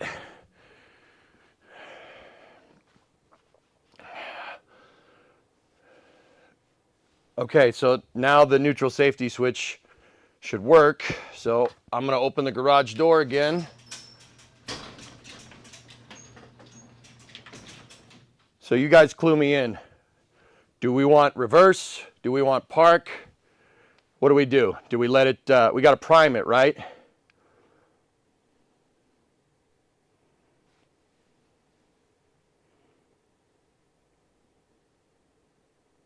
Close the office door, open garage door. Oh, neutral. Okay. Yep. Yeah. Neutral will engage the pumps, right? Dude, transmissions are freaking black magic to me. I got to learn more about them. Run through all the gears and then check the dipstick. All right. I'll start it in neutral. So it's in park right now. That's reverse. That's neutral. Okay. Ready? We are go for main engine start. We have power. No fires yet. Okay, let's do this. T minus 10, 9, 8, 7, 6, 5. Go for crank. Uh-oh. Nothing. Safety switch cut out again. Oh, balls. Don't do this to me.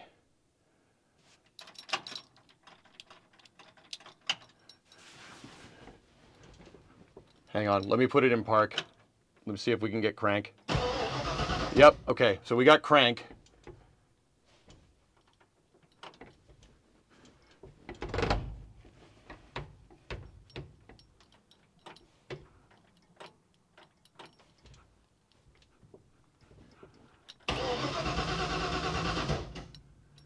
Hold on. 3 pumps on the gas. It's in park, guys. I'll shift it into neutral. I got to adjust the shifter. It's really difficult to tell where if it's in park, reverse, or neutral, but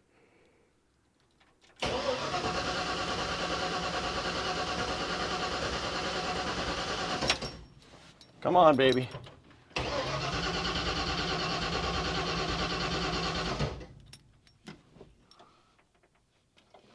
Let me pull the choke. Wow, that's loud. Whoa, that's loud.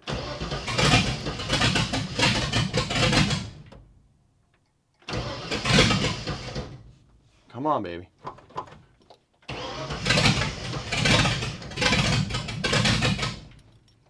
Okay, we got fire. The door is open, guys. Don't worry.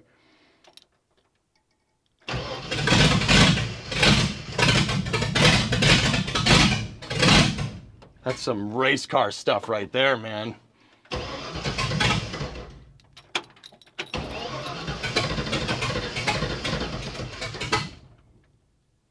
Yeah, I'm gonna open up the door completely because this thing is spewing CO2. Also, I'm putting in hearing protection. That's really loud. You know what? I can't find that. Whatever. We'll deal with it. Ready?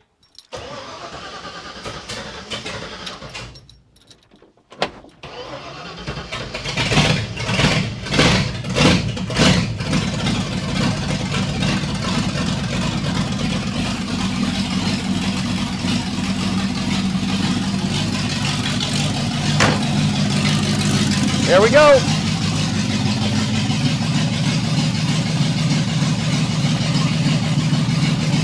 Okay. We're going into neutral.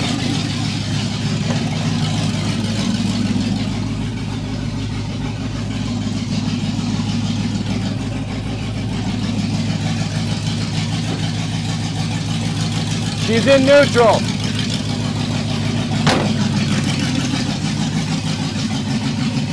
No, she's not. Hold on. The drive shaft's moving.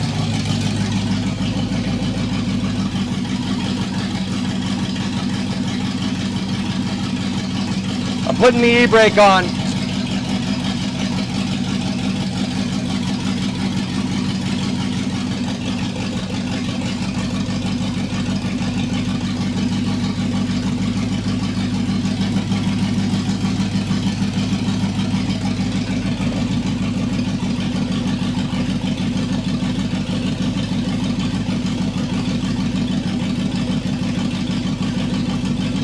I see it. I see it. I see it. That's park. So one tick back. That's reverse.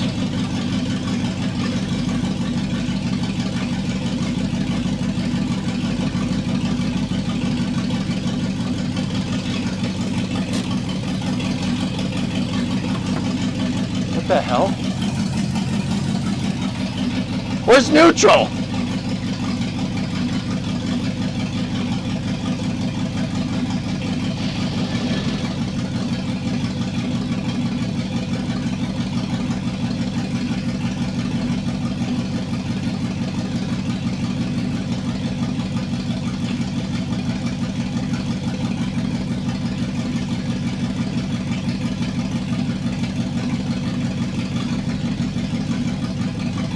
Okay, there's drive. What's that one?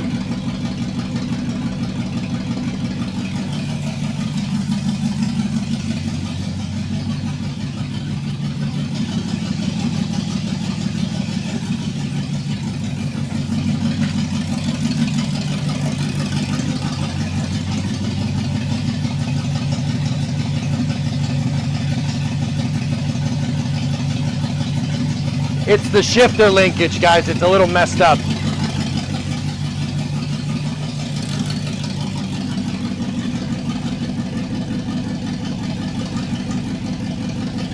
I'm putting the brake on.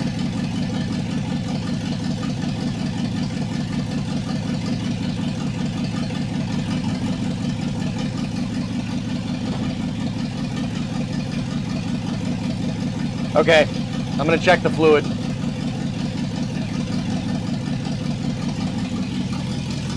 Discovery, no throttle up.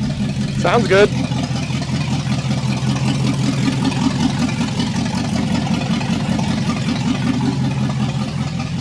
Joe Simbawan. All right, I'm gonna check the fluid here. Sounds mean with the heads off.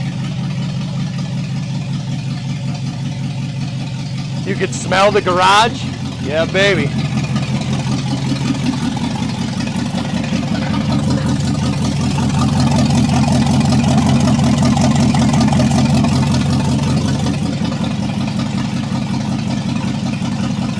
All right.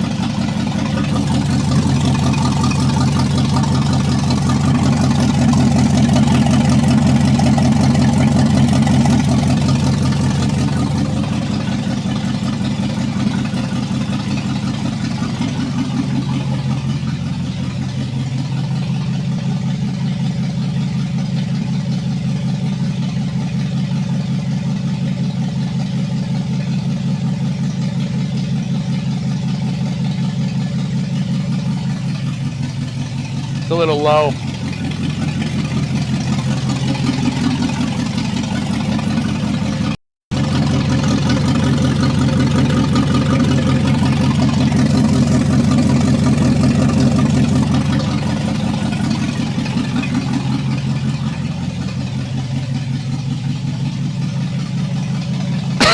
Why is there a town named Sandwich in Massachusetts?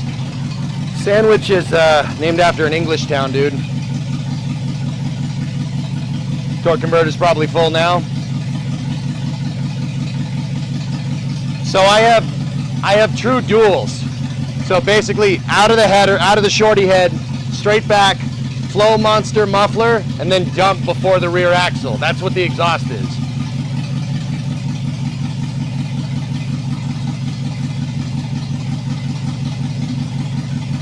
Some nice little blue flame out of the exhaust. All right.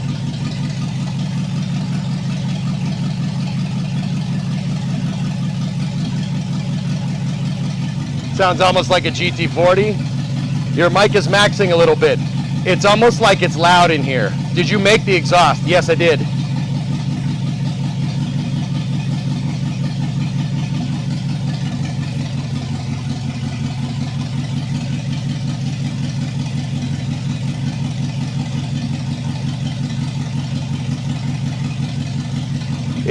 It's open headers. So Seacracken, if you look at the far left, of your screen, you see that golden cylinder? That's the starter motor. You see the blue flame coming out there? That's the exhaust. It's open. Don't forget your light under there. Yeah, it's all right.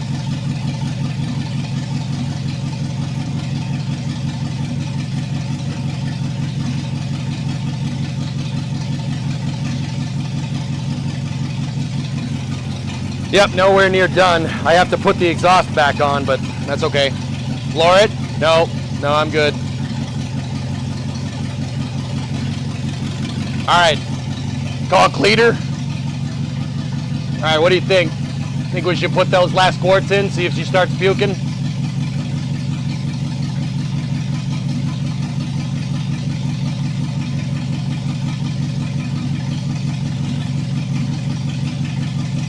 Okay, so when big turbo? Yes, then a burnout.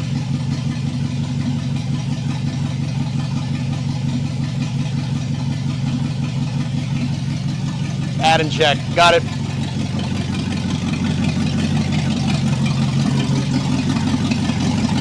All right, I'm gonna cut it. We'll shut it off for a second. Sounds good. Sounds real good, actually. That sounds great. All right. Where's the funnel? Chat, where'd you put the funnel?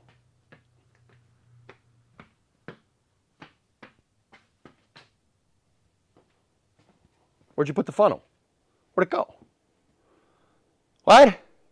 Look up? How low was it? Real low. Just Loco's like a drop on the. It was just a little drop on the bottom of the dipstick. So that tells me that we primed the torque converter there, which is great. Which means the additional couple of quarts here should not overflow. And yeah, we should be good. I just got to find my funnel that I just had in my hand a second ago. Damn it. I took it out. And dude, seriously, where could this thing have gone? It could not have gone far. Behind the truck?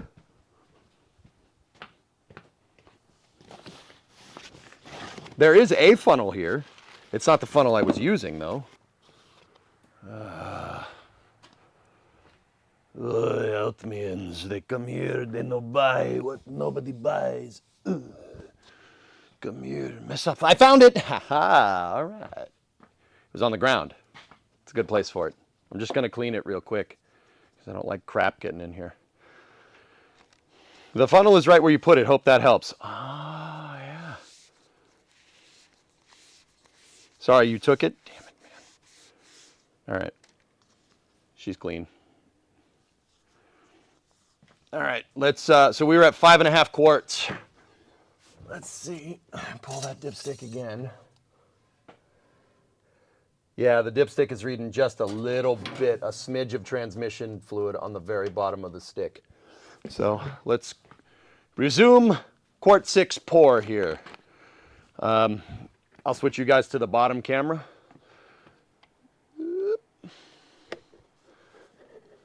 The funnel knows where it is because it knows where it isn't.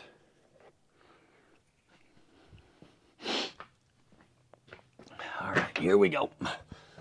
Resuming quart 6 pour.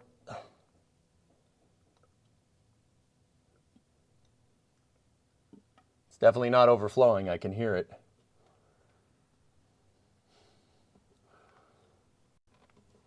Drink up, little buddy.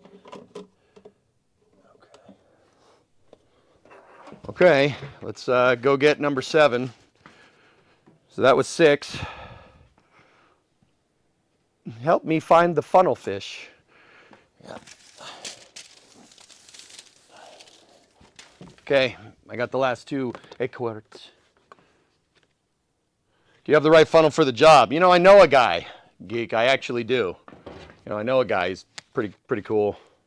Kind of a weirdo, though. He gave me a lot of funnels. All right, number 7 going in.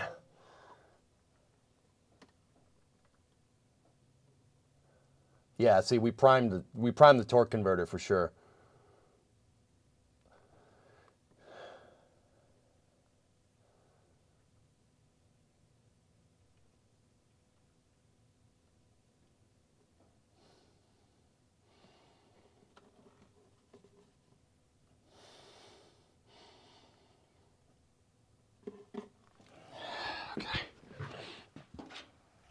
Okay, number 7, it drank it.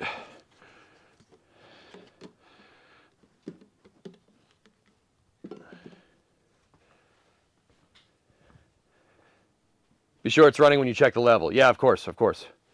What did Jeff say to Neil when he was making jokes? Stop being a funnel. Discovery, go at throttle up. Okay.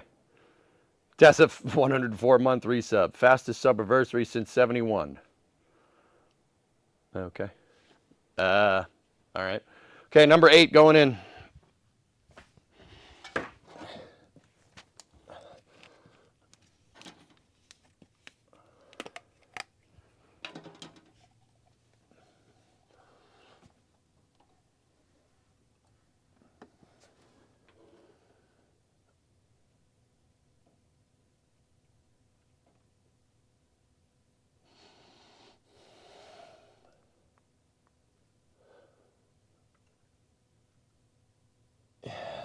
Sounds like something's filling up. I can hear the breather, but it's not displacing fluid. I can hear the breather going like we're filling stuff up with air. Or displacing the air with the transmission fluid, which is a good noise. The noise that we heard before, that's not a good noise. Okay.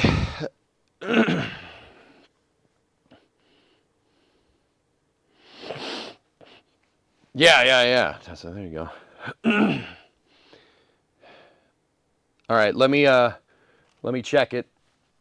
It's a C4 transmission. Yep.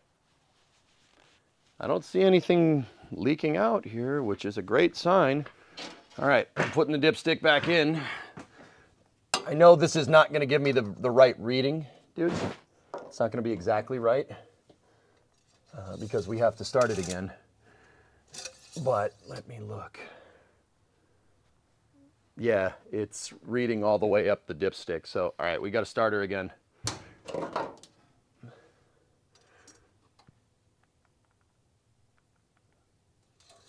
Fish that dipstick back in there. I'm putting the funnel on my catch pan this time. Okay.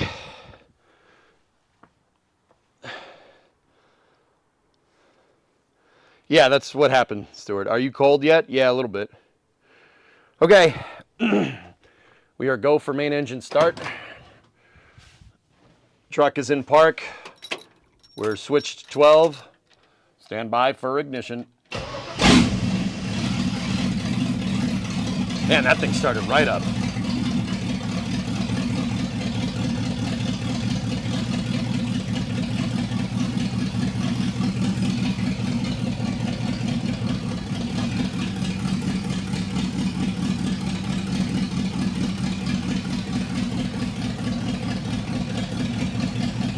It's not a diesel, it's a 302.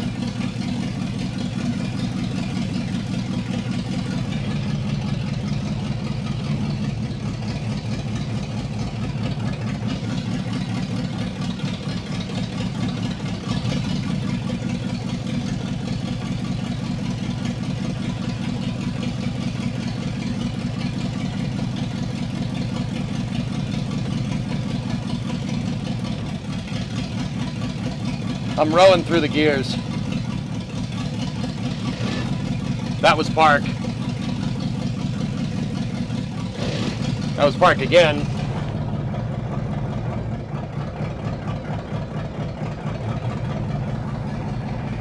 That's neutral.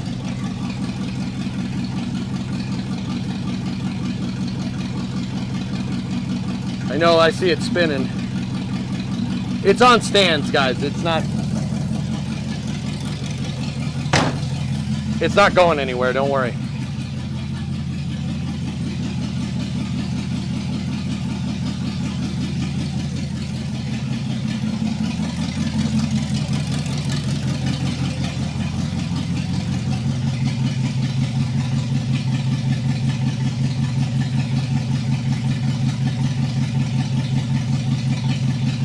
Okay, Willie.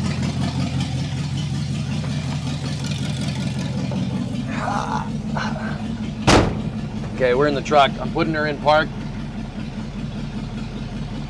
She's in park. Brakes on. Into reverse.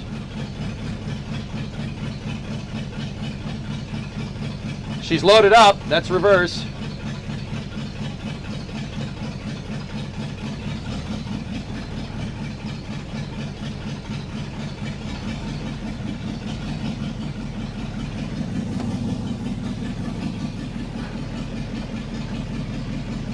I gotta adjust my rear brakes.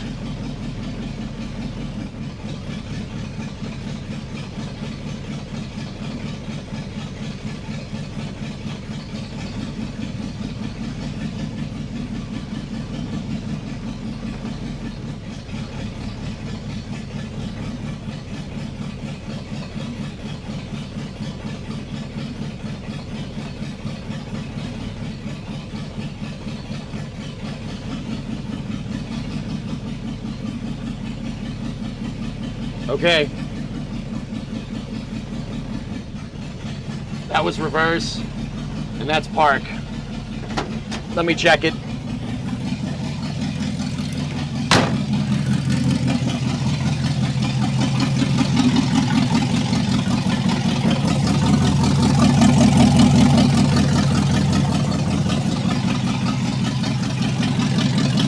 Checking the dipstick.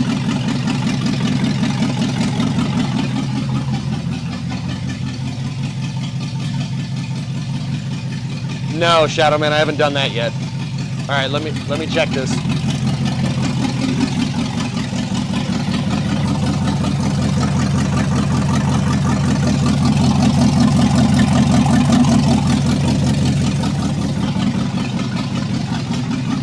Bingo.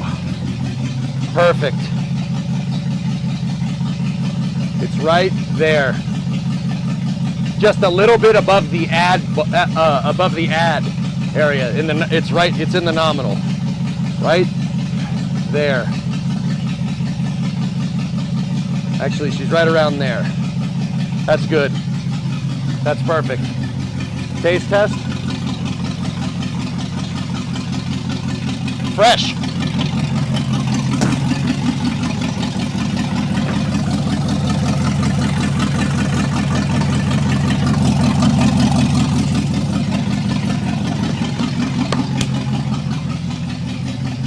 Fresh. Yeah. Type F. Don't do that ever. Ever.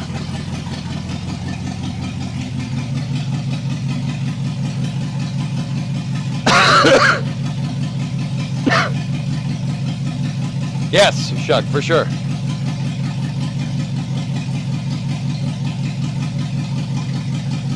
Cherry or strawberry? Strawberry. It might even be the raspberry.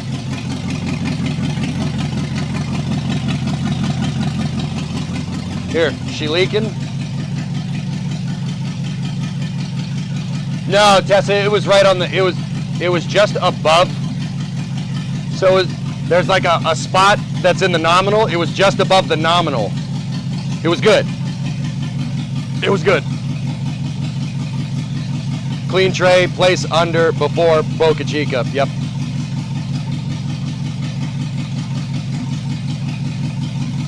Right in the nominal.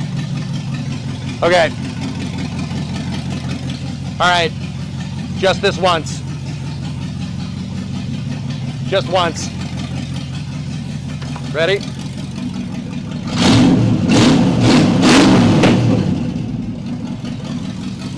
Okay, we're not doing that again. All right, that's enough. Okay, that's it. We're not doing that again, but that was pretty sick. You see those flames? Thing was sweet. Nothing's on fire under there, is it? It smells like burning. No, we're good. Flow separation? No, that's just exhaust. Power and telemetry, nominal. Yep. So we're going to ride this to Boca on Monday. I would love to do that. This truck is in no condition to do it. Yeah. Yeah, definitely rich. I got to tweak the carburetor. Yeah. Yeah, also it's cold, guys, so yeah, actually it's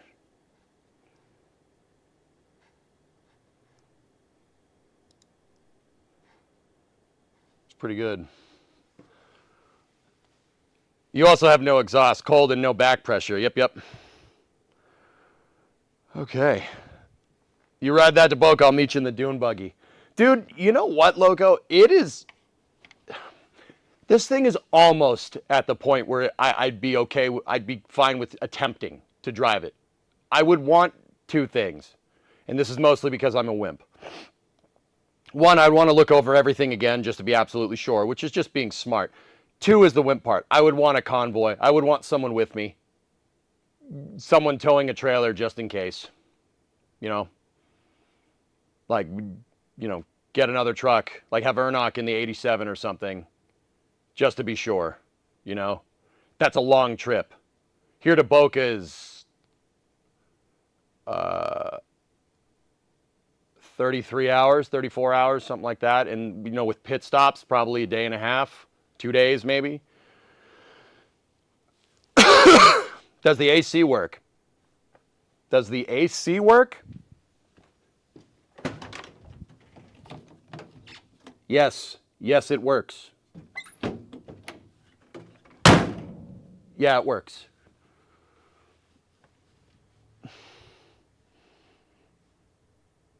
Wish could come convoy in the Defender. We'll do that one of these days. Probably need some new tires. Those are pretty old. They're not petrified at all, Tessa. These tires are fine.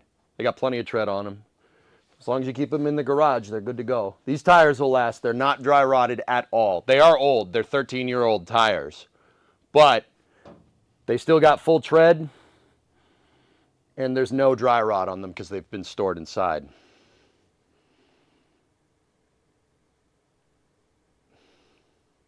Does the heater run off coolant? Yes, it does. Yeah, it does, Sea Kraken. There is a tap off on the water pump. There's a tap off on the water pump. There's basically two hoses that come out of the water pump. One is your it's your pressure line to the heater core, and the other one is your return. The pressure line is not under high pressure. It's not that bad. But the heater does work in this truck. It works fine. I restored the whole dang heater box on stream in 2020. I don't know if you guys remember that. The whole heater box is super clean, super brand new. I took the whole thing apart. We scrubbed every corner of that thing because I was afraid there was a mouse nest in it or something because it's old. This truck was stored outside for a long time. And then I put rust converter on it, and then I clear coated it. I painted it and then clear coated it. We took the blower motor apart, and got the original blower motor working. That blower motor is like from 1957 or something. We cut and spliced the original harness into that blower motor, and then I gave it modern connections so it would hook up to our new wire harness. It works. It's a 59 OE Thunder, yeah. The Evaporust worked amazing. Dinner's ready, okay. All right. I'll be down in 15. Here, you know what? I'll just show you. I'll show you guys. Give me 1 second. We'll put this other camera to use. It's gonna be tough to see with no lights, and the truck is really high up in the air. the truck is like F-350 height. So like it screwed with me having to jump up into the dang thing. All right, let me just take this tripod. Very nice.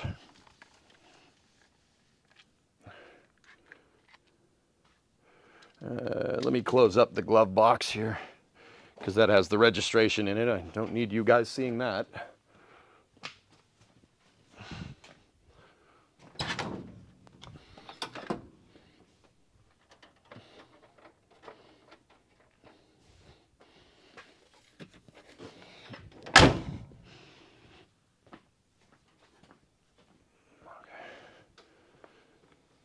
What it would feel like with a lift. Dude, this thing is super high up off the ground, man.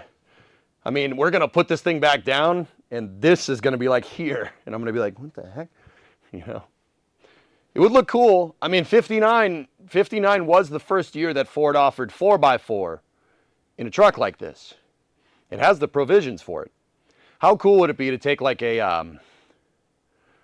get a 351, put a ZF5 in it from a ninth generation, ZF5 4x4 with this thing, and get like a Dana 60 for the front, and I mean, that 9-inch in the back is just fine. I mean, a Dana 44 would probably be better for this type of truck, but wouldn't that be sick? That'd be pretty cool. I don't want to do that with this truck though.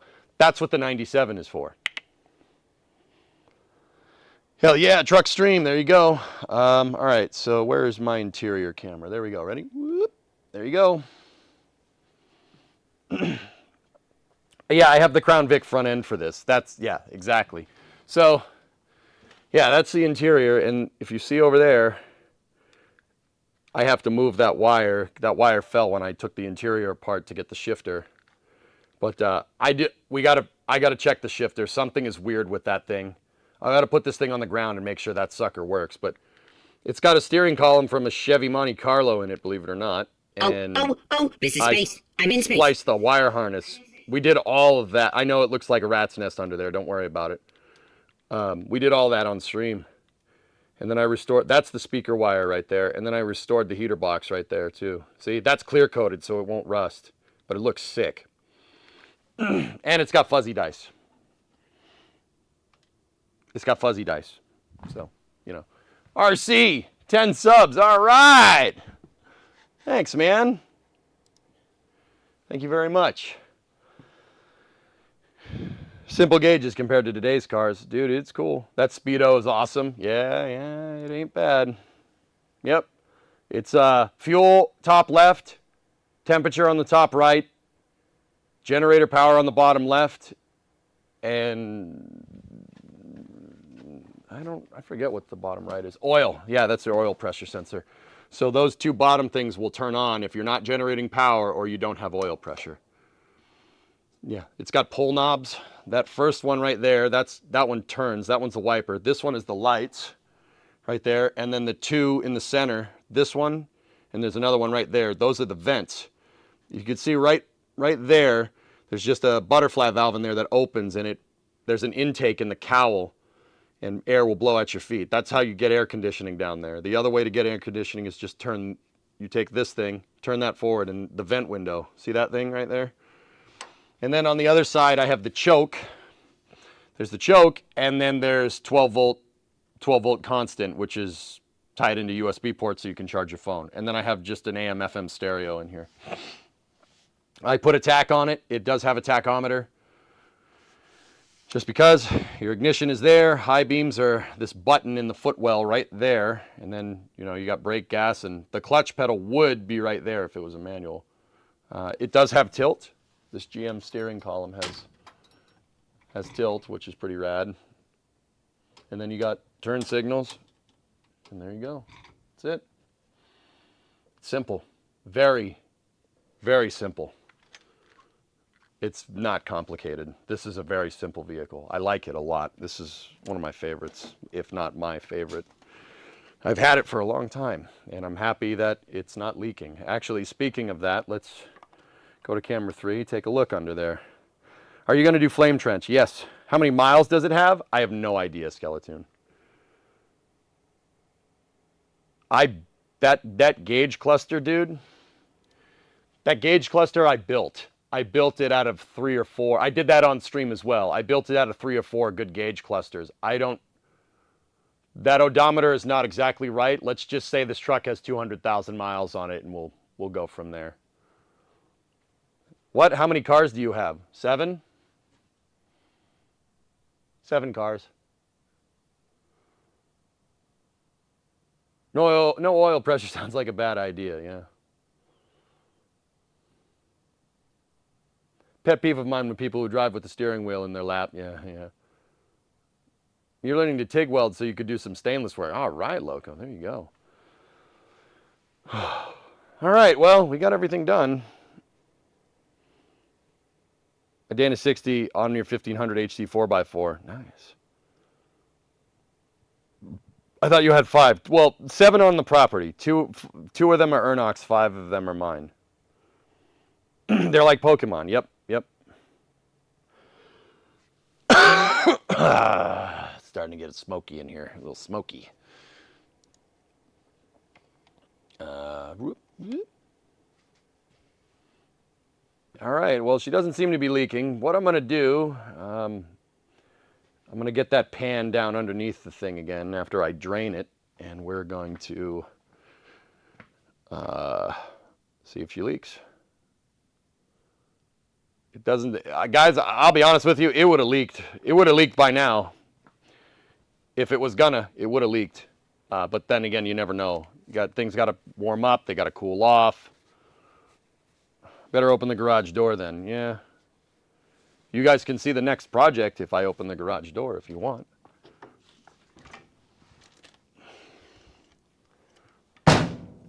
So when we're done, when this thing is good to go, got to drive it a few times. Well, I don't have time to do that. So that's going to have to wait until after. Here, I'll show you what the next one is.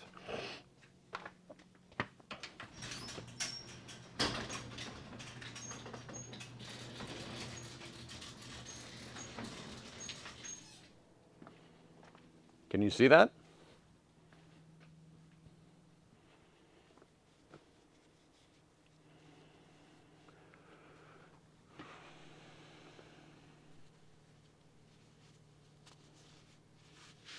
That's the next one.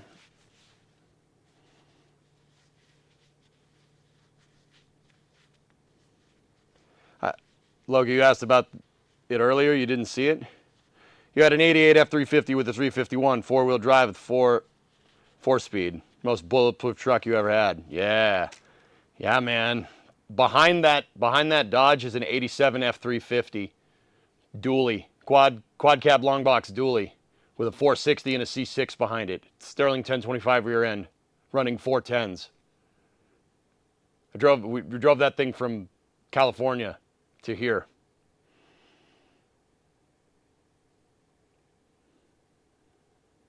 I miss seeing that car. That thing is sick. Well, the next thing we're going to do, guys, once this thing is good to go, I'll probably just push it off to the side. We'll bring the Coronet in here, and we got to figure out what this thing needs. We got to figure out what it needs. It needs a lot. It's rusty. The 87 is Ernox truck, yes. Hey, Wood, 57-month resub. Thank you. Sterling 1025 rear end is the wheel hubs. So Alex, it has an axle, and the axle has a retainer flange. You take the axle off, and then you can take the drum off from there. The 1025s don't have like the integral thing, which sucks. That thing's really pain in the butt to mess with.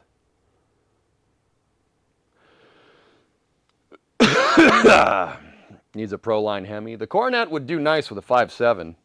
I almost had one ready to go, and then the guy negged out of the deal, which kind of sucks. I had one of my neighbors has like a 2004 Ram 2500 quad cab short box. Or no, it's got to be a 1500.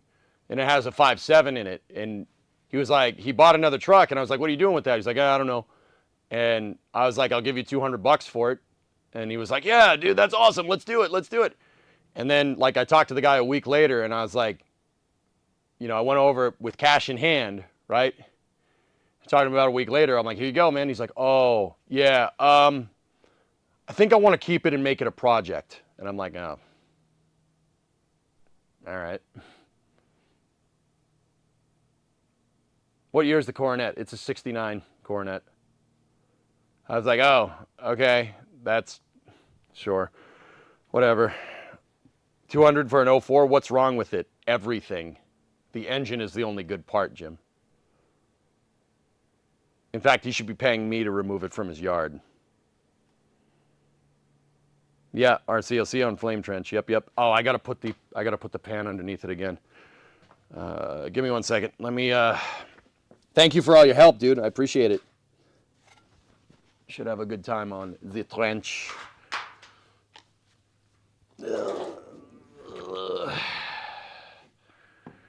I'm just gonna drain this pan.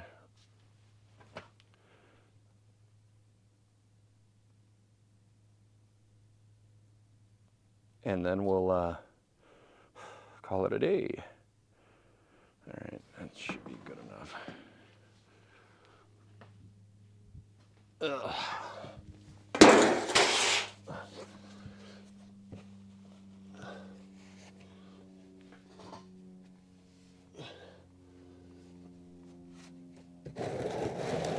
That false positive when it came out of the breather is not great because it definitely is, all the stuff that got on the transmission cross member is dripping. It's definitely a false positive, but there, I cleaned that off sufficiently. We'll know if it's leaking. We'll definitely know. All right. You need a square body in your life. I got something way better than a square body, dude. The transmission is probably trash on that Ram. Yeah, I wasn't planning on using the transmission. The 5.7 Gen 3 Hemis from Chrysler bolt to a torque flight transmission. It'll bolt. Everything is completely aligned. Dodge never changed it. From the 5.2 LA, the 5.7 and 5.9 LA engines to the 5.9 Magnum engine to the Gen 3 Hemi engine. The bolt pattern for the transmission is the same. So what I was planning on doing, Article, is taking the harness and the ECU out of that Dodge and splicing it to the Coronet's harness, which I can do. I wired this truck up. It's not that hard, just tedious. And I was going to bolt it to the torque flight that's in that Coronet. It would have bolted. That Hemi might be a little bit too much for that 904, but 904 was Chrysler's light duty transmission. There's two types of torque flights. There's a 904 and a 727. The 904 is light duty, like this C4 transmission, and the 727 is a heavy duty transmission, like the C6. If we're going to talk in Chevy terms, turbo 350 and turbo 400. It does not have a 440 in it, Clang. I want to put a 440 in it. That's what I want. A 440 would bolt into that. Or the 5.7, that plan went out. So a 440 would bolt. It would bolt into it. That Coronet it's a sedan, first of all. So it's got 4 doors, guys. But here's the thing. A 2-door Coronet in that condition costs like probably 20. Yes, that's not an exaggeration. 20 times as much as what I paid for that thing. Easily 20 times. Like, easily. So I think I heard a drip. No. Oh, no, I didn't. Okay. Why not keep it error correct? I would love to. That would be great. A 440 in there would be fine. But if we get a 440, I'm going to need the 727 transmission because 440s don't bolt to 904s. Because, well, believe it or not, so Chrysler 904 torque flights, right, are the light duty transmission. The light duty transmission can only bolt to a small block. The flex plate has a certain pattern that only bolts to a small block. Now, the heavy duty transmission, which is the 727 torque flight, there are 2 types of 727 torque flights. There's small block torque flights and big block torque flights. So you could get a 727 small block or a 727 big block transmission. I got to find a 727 big block if we're going to put a 440 in it, because that 904 will not bolt to it. Chrysler never bolted a 904 to a big block because the 904 is a light duty transmission. I'm paranoid, David. What do you want? So, yeah, what I really want to do is go find a 440 and a 727 from a motorhome, clean it up, put it in the coronet, and do all the rust repair. That coronet needs a lot of work. It needs a trunk, it needs a floor, it needs rockers. Quarters are okay. It needs trunk extensions. And that's about it. Yeah, the quarters are kind of shot though, but they're not shot enough to where we'd need a new quarter. I'll show you guys. So after I go down to Starbase, when I come back from Starbase, we'll finish this up. We'll put the exhaust on this thing, make sure this thing is cherry, make sure it works just fine. Then I don't want to put this outside, to be honest with you, but the coronet might need a lot of work, but I prefer to just put this thing back on the dollies and slide it over there for now. You also need to go to dinner before Flame Trench is 4:30. Yeah, okay, cool. Hey, Nutman. Just thought I'd pop in and say hi from Southampton. Hello. And then what I'll do is in the coming weeks after I get back from Starbase, I'll bring the coronet in here. We'll put the thing up on the stands, and we will go around and make a list of everything that needs to be fixed. I'm not going to lie to you. The coronet is out of my skill set. It is very out of my skill set. But two things. One, just like any challenge that we do on the computer, right? Go big, right? It's way out of my skill set, but we'll learn. Second thing is, it's a sedan. No one cares. No one cares about a four-door Chrysler from the 60s. Everybody wants the two doors. So no harm, no foul. Let's learn on a cool car. It's going to need a big notebook. That's for sure. All right, dudes. So that's going to do it for this part of the stream. I'm going to teach myself how to do plug welding and metalwork. We're going to teach ourselves with the welder. The welder's going to get a real good workout in February, you know? So I'm going to take this off. Stand by for loss of signal from the not from the office. Loss of signal from the garage as expected.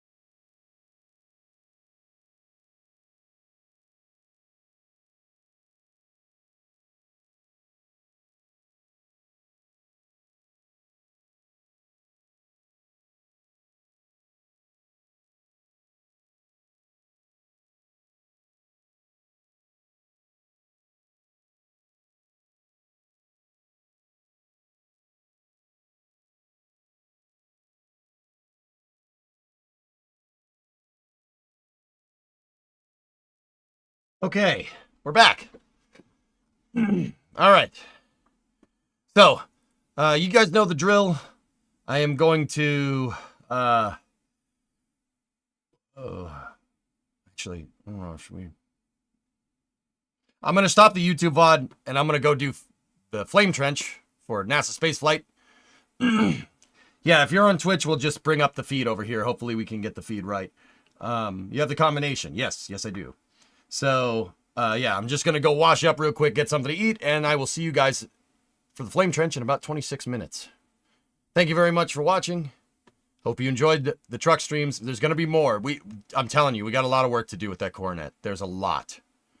It's going to be a lot of tedium, a lot of measuring, blueprinting things.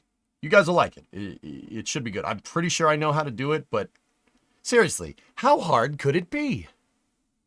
Anyway, I'll see you guys in a little bit for Flame Trench. Thank you very much for watching.